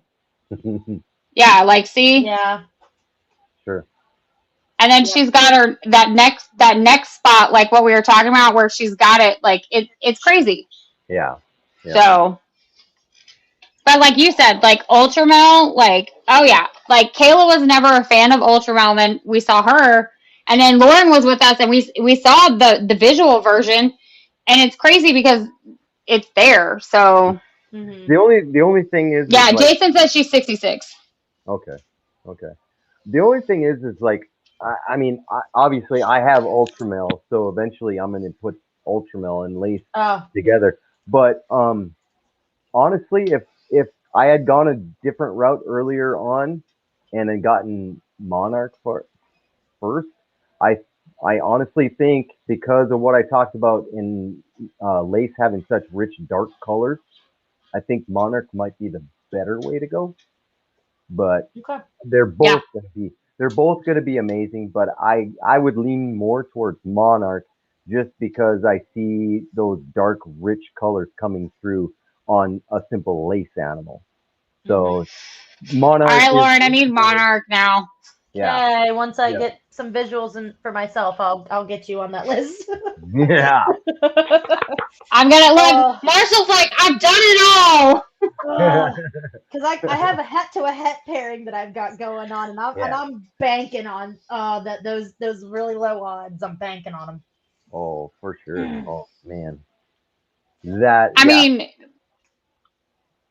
oh my gosh! Like we could sit here and talk Lace like all the time. Like I'm not like somehow, this. This was epic. Snake conversations, they work their way back to Lace somehow, some way. I'm telling you. Yeah. Oh, lavender albino. Yes, I mean, I put Lace into that. Yeah, I put Lace into that. I've done that. I mean, it was crazy though because like like I got on the urban camo. I produced a super cinnamon albino, and I've got a sandblast female coming from Brandon. I was like, I don't care that you can go out and buy this stuff. I want to produce it for myself. But like I said, it goes back to like when you produce something or somebody else in Lace produce something, it makes it inspiring for us because we're like, I want to make that. I want to have that in my collection. Like, look what it does. Yeah. Oh, absolutely. Absolutely. And that's a really great point because a lot of stuff is like from the beginning, my biggest thing is that I wanted to see Lace get expanded into other genes. Because when I started, I said before, most everything I found when I first started was just pastel laces, yellow belly lace. There was a few sprinkles of different genes in there as well. But the good majority of it was pastels and yellow bellies and stuff like that. So my goal was I wanted to start seeing it into more genes and knowing that my bank account is not going to buy a big, massive amount of different genes. The only option I had was to start putting it into what I had and then talking the shit out of it and trying to get other people excited about it so that they would start putting it into other genes. And then we could all learn together what combos are going to look like through other people, So. I mean, I'm not gonna lie, you're gonna like Morph Market's about to get flooded for people that want Lace. Hey guys, check out Marshall first. He probably has something that is like sitting in his rack that he wants to sell, Lace wise, babies. Females, good luck getting your hands on. So I'd look at his males. Like I'm looking on Morph Market and I'm looking at white lace stuff and and I'm seeing the males and I'm like, yeah, that's probably where I'm gonna go with it because you can put it to everything. Yeah, and you're guaranteed lace. Like it, well, unless the female slugs out, obviously. But that's like if you're just getting into lace, that's probably the best way to go. A male super is to me, a male super is irreplaceable. It gives you so many options, and you get absolute results. So you know what you're getting in those pairings. So it's critical. If you're at all interested in lace, the super is going to be absolutely critical. Unfortunately, I don't have any right now for sale. Well, well, don't listen to him. He'll produce something phenomenal. We'll all be on a wait list. Yeah. He'll have a wait list afterwards. He'll get all these inbox IGs messages, be like, put me on your wait list for this one. Put me on your wait list for that one. Yeah. Like Jason said it, lace prices are going to go up after this video. So you better get on lace now, because once everybody sees this video, they're going to be like, I want all the lace. Yeah. Oh, Yeah. man. I mean, I'm gonna go downstairs and look at Jeff and be like, "So, honey." Right. I tell Jason all the time, you guys don't understand. I tell Jason when I see something, I'm like, so you're going to get on the corner and work for your 10 cents so I can get what I need in the collection. So if you want it in your collection, there's a will, there's a way. And I tell people all the time, I wouldn't be where I am now if my mentors, when I first started this, didn't do payment plans. Mhm. Because, I wouldn't be with what I have if it wasn't like that, or the blessings that have come between, Yeah. I will say, I mean, on that, I will be making a blackhead lace female available after January. Well, maybe even sooner. We'll take a look at our temperatures. Okay, just go ahead and put me on that one. Just let me know how much I have to make Jason work overtime for that one. Yeah. Okay, Nikki, I need a baby from blackhead lace female, a phantom lace female, and a couple of pastel laces. No, pastel yellow belly lace female. So I do have some females. I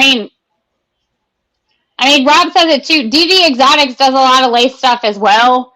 CB Exotics does. Marshall does. I mean, I have, like you guys saw it earlier. If you guys didn't, see it, like I have a super lace clown female. I count the days when she's big enough to breed all the time.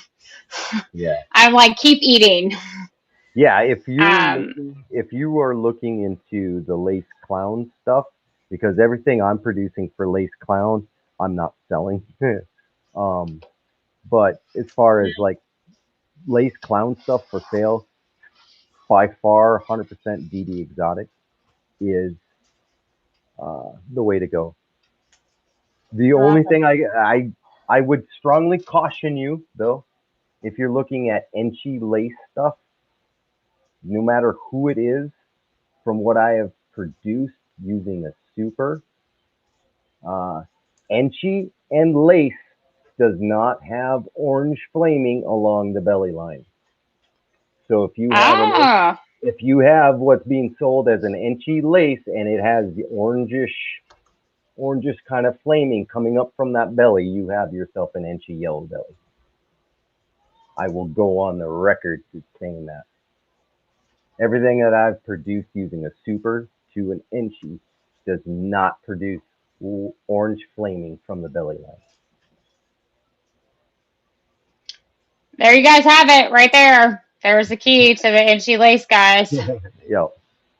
Yeah, because again, that Enchi lace is, for whatever reason, I don't understand it, but Enchi really mutes out that popcorning along the belly line. There's people wanting their dues, Lauren. They all want the blue power. I'm working on it. She's doing it. And like Jason said, like, guys, if you guys don't know it, Marshall knows his genes very well. Like, to have a conversation with him about this gene and other genes, like, giving, like, I can't say thank you enough for coming on here and, like, educating all of us about this gene. I appreciate more than anything just getting together and, like, because, like, I only learn a lot of this stuff just through conversations with people and having open conversations, and we'll work through things together. Like everything that I kind of have learned, it's been through just conversations with, maybe I was wrong about something or maybe I was right about something, but we talked it through and we worked things out and we went through it. We went through a snake and we like, oh my God, did you see this little trait that was coming through on this animal, and it's on this animal, and it's on this animal. Every animal that we're seeing the same trait. So we're working these things out. Like for instance, your blackhead lace that you purchased from me. When you go back and you look at your photos of him, the one thing that I've seen consistent through what is it now? Close to 20 babies of blackhead lace stuff. Every single blackhead lace that I have produced has had this sort of flecking on the neck stripe. Let's see.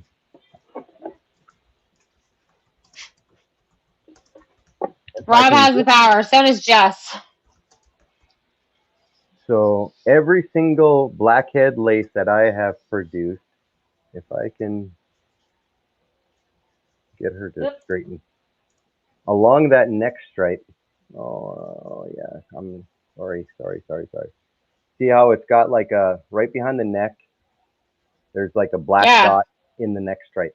Every single blackhead lace that I have produced has some variation of that little marking in the neck stripe. So I mean, that to me, going further down the line and getting into more creative combinations, that's going to be crucial in knowing.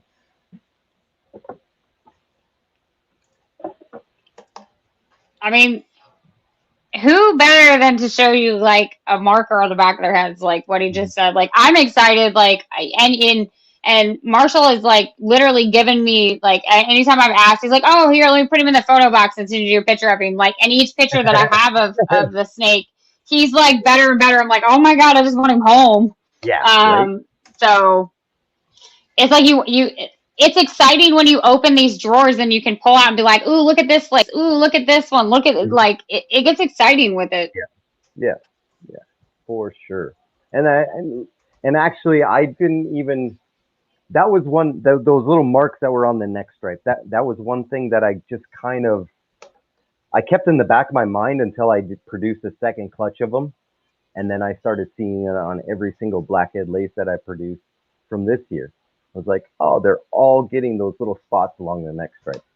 And then I looked at the blackhead phantom lace, and when I look at her, I was like, holy shit, there's the same marks on her neck stripe too. They're all debating on powers of like being able to delete people and block people. Y'all gotta send me your links. That's the only way I can do it. I can't find Brandy's, and I don't even know if I could find Jason's. Probably not. My husband likes to sneak in here by his first name because, as you guys all know, he is the power behind the curtain with all of this, but I am the face of Mutation Station. But it's like, if you guys really want to talk jeans, talk to that man. When you guys tag messages, just put Jason, attention Jason, and he'll like get back to you because he runs like, I'm good, but like that's better. But then it's crazy because like he's excited because he learned more from you, and it's at that personal level to be educated by it. So, whoops. Yeah, apparently I stole power. I guess that's the point of being like a husband and wife team. Like he's a little bit quieter, but like I don't know. I mean, he was just talking to you guys, and like he's like, "Come here, you got somebody you're gonna meet." And I'm like, "Oh my god!" It's like off the face. Like it only has to be like the one emblem off the hat. And I'm like, "No way! What? No." I mean, it's crazy. Yeah, apparently my husband's burning chicken downstairs right now. Oh, nice. Good job, Jason. Cook good. He's off tomorrow, so if I have to after we get off this, I'll probably order pizza. I made chicken. I ordered pizza. Yeah, right? I made chicken. I ordered pizza. Yeah, please, anyone who can survive you has to be the strong. Yes, I am a little strong-armed. I do keep him in his place. No, I'm joking. Like, seriously, it's so funny because we sit here and we talk about, like, snakes and stuff, Jason never. So I worked with like venomous snakes, and I want to be a herpetologist, and I did my first like externship. And when the guy shook my hand, he didn't have like the four, like his digits, and I was like, "Ooh, that doesn't feel right." Like shaking somebody's hands that's missed the digits. And then he explained, he's like, he's worked with them so many times, like he has his body's immune to certain anti venom procedures, so he would die regardless. So I kind of changed my look, but I remember Jason gets like this Repticon ticket, and he's like, "Let's go," and I'm like, "Oh my god, it's snakes! Yes, yes, yes!" And we come home with just somebody sold us a spider calico, and I still have him, but come to find out he's just a spider. But it's like when Jason started running jeans, and it was like he would run it, and it's like all of a sudden 5 years later, here I am 100 deep, and I'm like, I never thought I'd be doing this. And then he laughs because he was like anti-horse, anti-pit bull, anti-snake. And now we have 100 snakes. I have 4 pit bulls, and we had 4 horses at one point in time. So, I mean, don't ever say that you're not going to do something, because you never know what life is going to bring you. That is So, because Jeff was the kind. I mean, it's crazy. I mean, Yeah, it's like, okay, what, Rob? Yeah, but Yeah. I mean, it's crazy to see where people's passion takes them. I mean, and to hear their backstories, and then to see where they are, and you're like, wow, you didn't like snakes at one point in time? Like, what were you thinking? Like, look at what you have now. well, Jeff went from being a aquarium like fish enthusiast, and now he's like, as we've been dating and stuff, and then we got married and all that, like he's fallen headlong into all of this. Yeah. And like he's gonna be working with hognose snakes. But we were at an expo a week and a half, 2 weeks ago, and I'm looking around and I'm like, God, I can't find any het ultramel stuff anywhere, like even het ultramel stuff, let alone visual. And we came across this table, and it had a Mojave het ultramel 66% het clown, and they had it listed for like $125. And Jeff's like, if you don't pick that up, you're stupid. Like, and he usually isn't one to be like, you need to like jump on stuff. And so like he's got the bug good now too. I mean, oh, he's so cute. He came downstairs to kiss you goodnight, didn't he? Yeah, bedtime. Aw. That's like that's like the sweetest, but it's like it shocks you like when people get into the hobby, and it's so funny because, you know, like I have tattoos of snakes on my arms and things like that, and we'll go into the pet stores and people are looking at snakes, and I'll just walk by and my husband's like, oh my God, people gravitate to you to talk about snakes. And it's like you educate people, and that's the whole point about it. But then it's funny because I won't do spiders, but, you know, Kayla's spider mom, Marley, she's got 14 of them sitting in her room. So, I mean. Yeah. Well, I mean, even like, so we won't talk about the age of any of my snakes, but in my city up until 2018, all snakes, it didn't matter if it was garter snakes, hognose, ball pythons, anything, it doesn't matter. All snakes were prohibited within my city. Wow. So, wow. Yeah, so it was myself, and then a few other people from around the area. We got together, and I actually went in front of city council, and we discussed the prohibited animals list, which included all snakes, pit bulls, you know, anything you can think of. And we got at least snakes. They actually put me on a what's this called, ad hoc committee to discuss the prohibited animals list. And through that committee, then we made a proposal to city council. The city council read over our proposal, and they overturned the prohibited animals. So snakes are now, since 2018, they are legal to own. But so that was pretty cool. Going through that whole process was tough. And I'll tell you what, the people, because also we did discuss snakes, and we also discussed pit bulls, which are prohibited within my city, but that is a heated debate. Holy cow. Yeah, that's a pretty, if you guys think that snakes are a big debate, get into a debate over pit bulls. It will blow people's minds. Yeah. No, we had our own committee meetings involving all this, and the feedback that we were getting about the pit bulls, we had to set aside everything else that was on our list to discuss, and set aside a meeting to take to the public and have a public meeting where anybody for or against or whatever had a place to speak at that time. So, and then on top of it, one of the ladies came in with her service pit bull and brought it to this meeting at the time. And she hadn't gotten inside yet. And so I had to go outside and I was like, listen, I love your dog. I love pit bulls. But what you're doing right now is not going to help you. You have people here who absolutely love pit bulls, but you also have people here that are terrified of your dog. You're not Yeah. you're not helping your situation. I say, you want to help your dog, you want to bring dogs in, please leave it at home for this meeting. You know, so she was pissed off at me, but she understood. You know.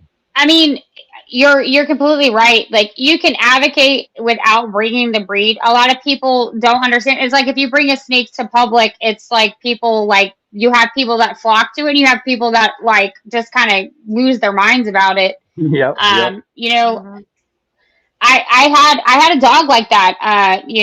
Unfortunately he's passed. But we did. Shorty from the Pitbull boss came up to Denver because when I lived in Colorado, Denver had outlawed them completely.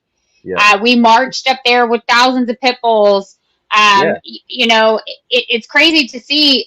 And the breed, and people don't understand this. The breed gets a bad name because, and I tell this to a lot of people. People don't understand. Pit bulls don't start fights; they finish them. That's their whole mentality. Is if a small dog starts something, they're gonna finish it. But being around these guys, like it's just like Malinois and shepherds, and like everybody sees like how they work for like police. If you don't educate yourself about something, and this goes hand in hand with the snakes, you're not going to really know the potential of these animals and like where other views lie. Yeah. So I try to educate people. Don't judge something by what you read until you actually see it in person. Exactly. Because it's completely different. Like my dog, there's the big fires back. Holy cow. Let's see. Kayla was born in 2009. So this will be like 2007 California fires. My pit bull was a hemosolution dog. So he donated his blood and it went all the way over California to save other dogs. He would go in and he would lay with cancer patients and they would just read books. It all is on how the knowledge you educate yourself and the training that you put behind these animals. Now, the ones I have downstairs, I'll laugh right now. 2 of them are part beagle, and if you would never think beagle and pit bull together are best, but they are. I just got their DNA test, and like I thought they were going to be 100% potato, but they're 100% pit bull beagles. Oh my God. And it's funny, like they're 2 totally different. Like she's got the body of a beagle now that I know it, and her brother is like the tall, like really big, like pit bull body. But when he howls, it's a beagle. And it's crazy because like it goes with the snakes too. It's like don't judge a book by its cover. Marley's excited now. Yeah, Marley's like we just stimulated Marley. Marley's like, let me go in here and like work with things. I mean, but like you said, like bringing a pit bull into a situation like that, you're just it's not the right thing to do in an argument, and that's another thing that goes in society. Like we can all argue certain, especially for that, we can all argue certain sides, and nobody's ever going to see the same side, no matter how much we argue. Yep. But as long as you stay passionate about what you're doing, then you're pro or for or whatever. It goes with these snakes too. Like you have a lot of people that argue tub versus rack, on occasion, live versus frozen thawed. Yep. On occasions, I get invited to after this ban was lifted, a few people from the library asked me to do some presentations at the library. And one of the things that I told them, because it was people coming to me to see these snakes. They were told that I was going to be there for these snakes. But there was also people there that were just going to the library to get some books, you know? So one of my things that I asked, I was like, can you just put me in a back room? In the back, give me one of the little conference rooms or whatever, and I will be happy to give a presentation at the library in the back room, because I know that I'm being put in a situation where people are going to be in an enclosed room. There's going to be people that are there specifically to see these snakes, and there's other people who don't want to have anything to do with these snakes, all in the same building. So it's like my brain's telling me, okay, let's put me in. Where's the best position for success? It's not to scare the shit out of someone who just walked in to get, 50 Shades of Grey or whatever off the shelf. Or the people that are coming here to actually see the snakes, So it's like the best place for me to be successful with all this is in a back room somewhere. Let's do that. So from there on out, anytime I give a presentation, they have me in this room. So, and that works out great, And occasionally you have people that come to the door and they're peeking in the door and they want to see what's going on. They don't actually step through the door, but they're at least looking. Yeah. It's about being proud, and like you said, it's like, don't be in the forefront of it. Discuss it. If somebody wants to come and check it out, and they don't even have to come. Like, I've met a couple people over the time, and I actually just did it for Kayla's birthday. I took a snake. Like, her mom was petrified, but the little girl knew Kayla had snakes. And every time I open, my opening line is, he's never going to be offended if you don't want to touch him. He totally gets it. Right. People are like, oh my God. And I'm like, nobody's going to be offended if you don't want to get close or you don't want to learn. But the fact that you're here to open your mind to it is a blessing. Exactly. That's I mean, mm-hmm. Well, and it's crazy to hear, like, you were in a county that didn't have, like, you guys don't hear it very often, that, like where he is in the Dakotas, like, that is something that's true. Like, they have to work through things because they do lump it all together, and you're like, no, that's not what we need to do. Yeah, because I mean, one thing about North Dakota is it is a strong and very large farming community. So the good majority of people that live here grew up with dogs, cattle, horses, chickens, goats. Your regular, your farm animals and your normal domestic. There's not a lot of big cities here that would have these large exotic animal pet stores. So a lot of cities around the state never needed to have some sort of an exotic animal law or ordinance. So as more people start to move to this state, or people start to get, the internet introduces people to such a, wide array of different animals. And all of a sudden, little farming communities in North Dakota are having to adopt, some sort of a ordinance for an animal they know nothing about. So that's why you have to step in and be like, you guys need help. This is what this animal is. This is what it's capable. It's not hard. It's not dangerous at all. What you know is just from a movie somewhere. So let's sit down and let's talk about these ordinances you're trying to place. And it's really not about people being, what's the word I'm looking for? It's not about them being evil or just trying to, keep people from owning pets. It's just they truly have no idea what these animals are, because people around here are used to your farm animals, and that's it. Yeah. And it's like you said, it's like, when people think, oh my God, you breed snakes, they go right to birds and like body eaters, and I'm like, no, that's not even where you're going. And like, when I start telling details, and I'm sure it's with everybody, they're like, really? Like, it stays that small? Like, and I'm like, yeah, it doesn't. And like that's just it. You can't force somebody to love them, but you can educate. And I raise my kids. You don't know what experiences that you have on a day-to-day that somebody else doesn't get a chance to experience. Mm-hmm. Yep. I'm like, when we first moved in here, we live with my in-laws right now, and like bringing all of this to a house where my mother-in-law was terrified of snakes. like she used to have an iguana when she was a kid. But the thought of having all of these snakes, like I have 60 plus at this point, and she was like, they don't like they don't get out or anything, do they? I'm like, well, I mean, there's always the possibility that they can. I mean, and that did happen once actually, which was a funny story now, but she's gone from being terrified of them to she came up one day when like me, my brother-in-laws, and my husband were all standing in here, and like they were all handling the snakes, and she got curious, and she said, "Okay, well, which one is safe to hold?" I'm like, "Well, they're pretty much all safe, but if there's one that's bulletproof," I handed her the panda, and I was like, "This guy." Yeah. And she was like, "That's not as bad as I thought it was." And now she's okay with them, which is pretty cool. So like it's the baby steps, not forcing it on people, and I definitely agree with that. Like Randy said it. Go ahead. Yeah, go ahead, Marshall. No, go. I was gonna say, a powerful tool for me is I have one of my very first snakes is a male albino, and he's, I mean, the term puppy dog tame doesn't even apply to him. He's just uber puppy dog tame.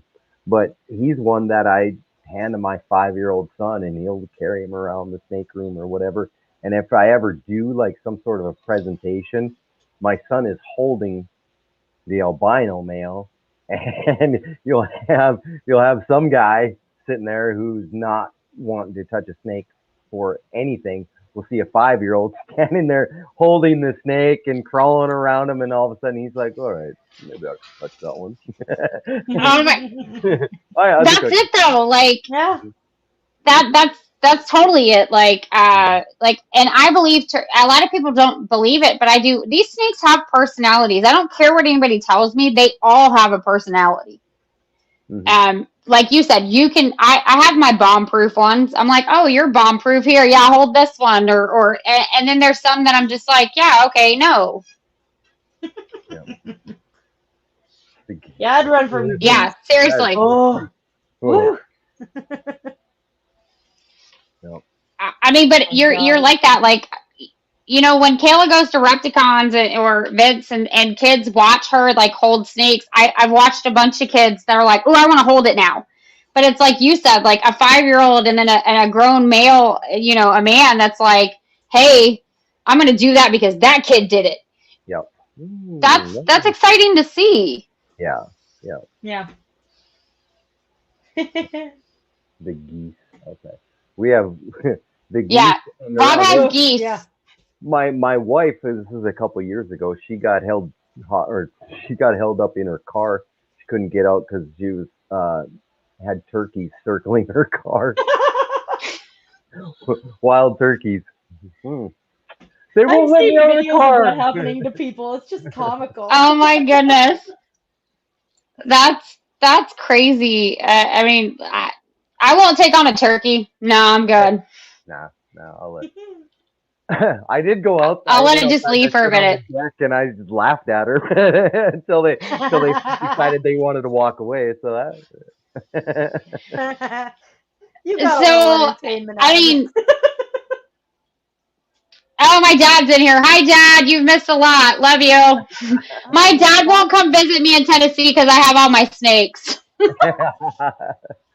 Yeah, my sister won't come over to my house.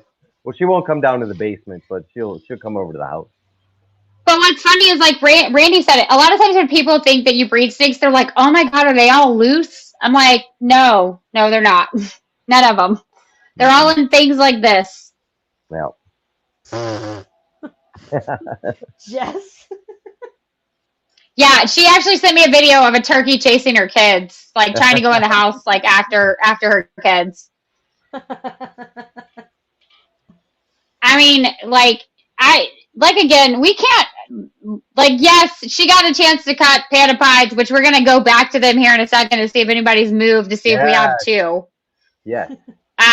But you guys don't understand, like, this is an honor, guys. And if you guys are just getting in here and getting a chance to, like, hear what Marshall has said about the jeans that we work with, like, this is somebody that when I look at my lace collection and I see what he's produced, I want to produce the same stuff. Yeah. But he's so knowledgeable about it. And if you guys don't hashtag it, you got to hashtag it now. It's Team Lace. Team Lace. Hashtag him, King of Lace. He loves hearing that name, that he's the King of Lace. That makes him so excited. Yeah. I was going to run and hide. What? Yeah, he's going to be like, what? No, that's it. Like, I seriously thought he was going to take off running when he turned red. And I was like, oh, maybe I shouldn't have said that. But it's funny because we talk about this now and you're actually with Atypical and it brings it to it. Guys, he donated in a phenomenal snake for Atypical's fundraiser, which will be on this show Sunday, guys. We're only a few days away. Yeah, $5 a spot. All this money goes to Tom and Casey. And I'm telling you right now, like, Team Lace is in the house. And that's just the way it is. But if you guys haven't gotten your spots, get on Atypical's fundraiser. And if you guys haven't gotten on that one and you guys want another really cool one, Kirsten from I'm going to mess this up. Dubia. Dapper Dubia. Dapper Dubia is doing one over there for her mom who's battling cancer. And that woman has so much strength. It's nuts. So if you guys can't get the $5 on theirs or on ours, just reposting helps us. Jess, I'm and it's amazing. Yeah, and Jess is going to be matching. Yeah, Jess is always about matching money, so get ready for a challenge. But we're all about community and we're all about helping. And it was crazy to see Marshall go, hey, I've got this. And I kid you not. And you don't see it like we do on IG. People are blown away. They're like, he pulled that out of his drawer and he's going to put this up. Like this bamboo. And like people are like, oh my God, it's like nuts. So we appreciate that. He's going to bring it out. Here it comes. Oh, he's going to bring it out. Oh my God. Guys, this snake he's getting ready to bring out is one that's up for grabs on Sunday. It's crazy. When Nikki posted that in our group chat and like, look what we got. Look what Marshall just donated. And we all look what Marshall just donated. Here he is. Oh my God. Look at him. He's so pretty. It's just a bell. So yeah, the Bamboo Phantom. He is male, but he is 100% het puzzle. Yeah. The pairing on it was pretty simple. It's a bamboo puzzle to a phantom female. So pretty straightforward. Yeah, but like, who gets a chance at that? Not only that, he's a bamboo phantom, but he's 100% het puzzle. I mean, that's crazy. I don't think I've ever seen anybody post like a het puzzle in a raffle, like ever. Like, well, what's crazy is now that we're talking about it, there are a ton of het puzzles that are in this raffle. I mean, it's 35 plus snakes, guys. Yeah. And then it's crazy. And then not to mention the cool stuff that's going on for Dapper Dubias, which I'm going to totally butcher that because I want to just call it Dubias, and I know it's not. Just like DD, Dapper Dubia. Yeah, DD, there you go. But then I'm going to think about DD Exotics. So then it's kind of... I like that. But you guys are seeing it right there. Famboo. There you go. It's a Famboo. Famboo. Love it. You know, and the funny thing is, though, is like Bamboo Phantom on its own is like, when I originally did the pairing, I was like, oh, I'm going to make some cool hets. And it was like Bamboo and Phantom together is one of those combinations where I never really paid attention to them. Because obviously, I mean, it's just going to produce a bell, whatever. But then when you actually see the Bamboo Phantom and all of the, you know, the pattern that is in there, it's like, these are really cool snakes.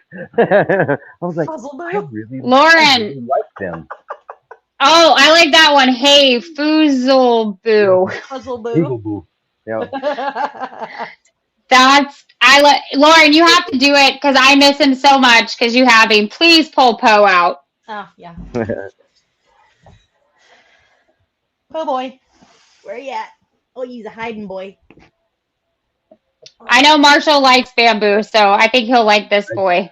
I do like Bamboo. Okay, let me pull. Oop. Hold on. Oh my God, look at him, handsome boy. So I actually, Lauren inherited him through a raffle. That is a bamboo leopard calico. Oh my goodness. Yeah. So when I got my breeders kind of torn upside down, I kind of switched some stuff. And she ended up getting him, and I'm so excited. And then my other friend Angie got my amazing other bamboo male, and I'm telling you, like, people sleep on bamboo. Like, it does crazy stuff with a lot of genes. Yeah. Yep. So yeah. He's a pretty boy. If anyone is on that raffle or whatever, so here is the bamboozle. So this is gosh. This is the visual, and then you just sprinkle in a little bit of phantom to add on to that. So that's what you can produce with that male. That's crazy. Oh my God, look at that. Yeah, the reaction between the puzzle and the bamboo. So, and then of course, I love the eye stripes of it. Oh my goodness, yeah. See, guys, like, oh my God, we don't get a chance to see enough stuff, but like, just to see that, like, that's what that mail is coming from. Like, if you guys don't have your $5 spots, like, you guys are missing out. Like, this is nuts. Yeah. I know. Yeah. As of right now, guys, Just has the most spots. This woman has donated. Holy cow, Just, what was the number? I think she's done. Is it 650 or 600 so far? And I have to update her slots because she did an extra 150. Did not know that. Just holds the most spots right now. So Empowered Exotics is trying to win all the snakes. She's literally gonna win everything. Yes, $640 is what she's done. Wow. Yeah. Yeah, Jason. Yeah. Yeah. Like, if you can't save on your Starbucks or your 10-piece nugget from McDonald's or whatever, you know, and put like $5-10 into this raffle for a good cause, and you could have the chance to win some crazy stuff. Like, for Pete's sake. And it's not just the snakes, guys. Like, we have cups, we have shirts. Bob Vu donated one of his Morph Market shirts. Like, I mean, Billy's done hoodies. It's crazy. Like, and it's only $5, guys. Like, and it's going to, like, yeah. I mean, it's nuts to think. And then what we like to do, and a lot of people don't understand it. We like to make sure, like, you know, the recipient pays the shipping because you guys donated these snakes. So it covers down on you guys actually stepping up and doing it. I mean, you guys just saw one of these. And snake hooks. Sorry, Rob. Yeah. Rob makes great snake hooks. My mom has one in Florida she uses all the time for all of the snakes down there. I'm hoping to win one of those. I need another one for my retic when I move them downstairs. I'm not going to lie. Nobody ever warned you about the ARS racks, but, like, when you feed in these, they hit them rats so hard it shakes the whole rack, and, like, everybody in the rack knows it's feeding time. Yeah. it never fails. Yeah. It is true. Nikki's cups that she made. He's talking about my cups. Oh, Lord. He had COVID. Like, we lived off. Y'all give me too much credit on them tumblers. They're awesome. Jason put it to the test. He used like a regular Yeti versus mine, but you guys have to forget it's like 3 or 4 layers of epoxy, so it does keep it warm. He'll come home at 3 o'clock and be like, I couldn't drink my coffee because it was too hot all day. So. Oh my! What kind of coffee drinker has coffee in his cup till 4 p.m.? Randy says. My husband, he does. Keep giving him shit because I'm not lying. I'm not lying. Well, I will have like a cup of coffee that'll be on the counter in the kitchen, and maybe make myself another cup of coffee, and I have one down in the snake room. Then all of a sudden I have a cup of coffee that's up in my bedroom, or So I guess I could theoretically have coffee in a cup at 4 p.m. because I hadn't got to it yet. They multiply and spread. That's honest. And like Rob says it, if shipping being covered also ensures the winner can take care of the animal. If they can't pay the shipping, then they can't take care of the animal. So that's absolutely true. Mm-hmm. So That's a good way to look at it. Yeah, accurate. so That is accurate. Yep. Yeah. it is. But I mean, it's an honor. Like, and I speak for like my team, which is Lauren and Marley and Angie. We couldn't do these fundraisers without people like you, Marshall, that donate amazing stuff to get the funds up for Tom and Casey, Yeah. or Dapper Dubias, or whoever else we're supporting. But it takes a community to help a community, and when one of us is in need, we all kind of step up and rally in some shape or form. Even if it's not buying spots or donating animals, it's just sharing about the stuff. Yeah. Exactly. Yep. Rob, you're fine. I see you, Chatty. No, that's fine, Rob. Keeps the chat moving. Chatty in the chat. Yeah. Chatty. It keeps the show going. Right. Yes, sir. It does. It honestly, like, we can sit here and talk all day, but yes, so. Oh, gosh. Okay, Lauren, you have to bring them back out. We have to see, like, did you hit 2 pandas? Yes. Let's hope that they moved around a little bit.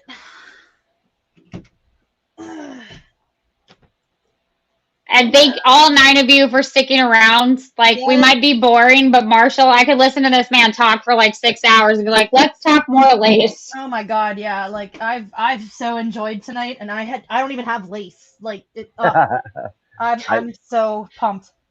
Whatever I can do, into any it. way I can like kind of spread the word or whatever. That's all that is important to me. Okay, let's see. What's funny, before she shares these eggs, as I called her, I was like, hey, Lauren, we got a special guest tonight. She's like, what do you mean we have a special guest? I said, Marshall Law is going to come on and talk lace. And she goes, what? She goes, and she starts speaking. She's like, okay, none of these eggs need to be kinked. They don't need to have anything crazy about them. Like, he's going to be on here. And I was like, stop panicking. I'm like, it's going to be okay. Your eggs are great. That's right. Oh, sugar. I'm trying to. Yes, we do keep going back to lace. Lace is the shit.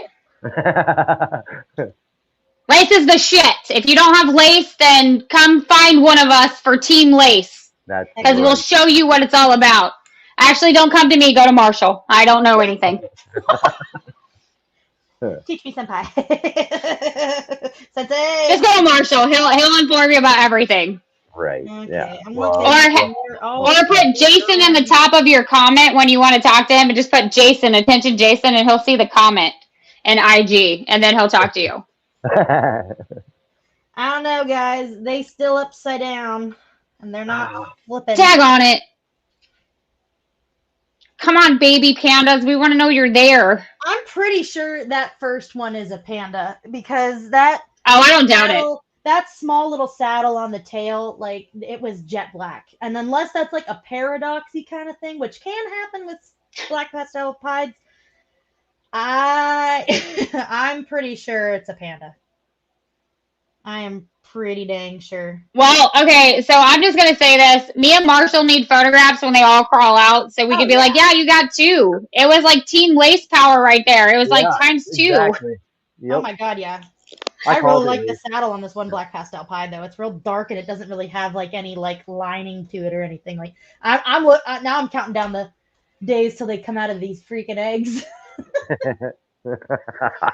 My God. Wait.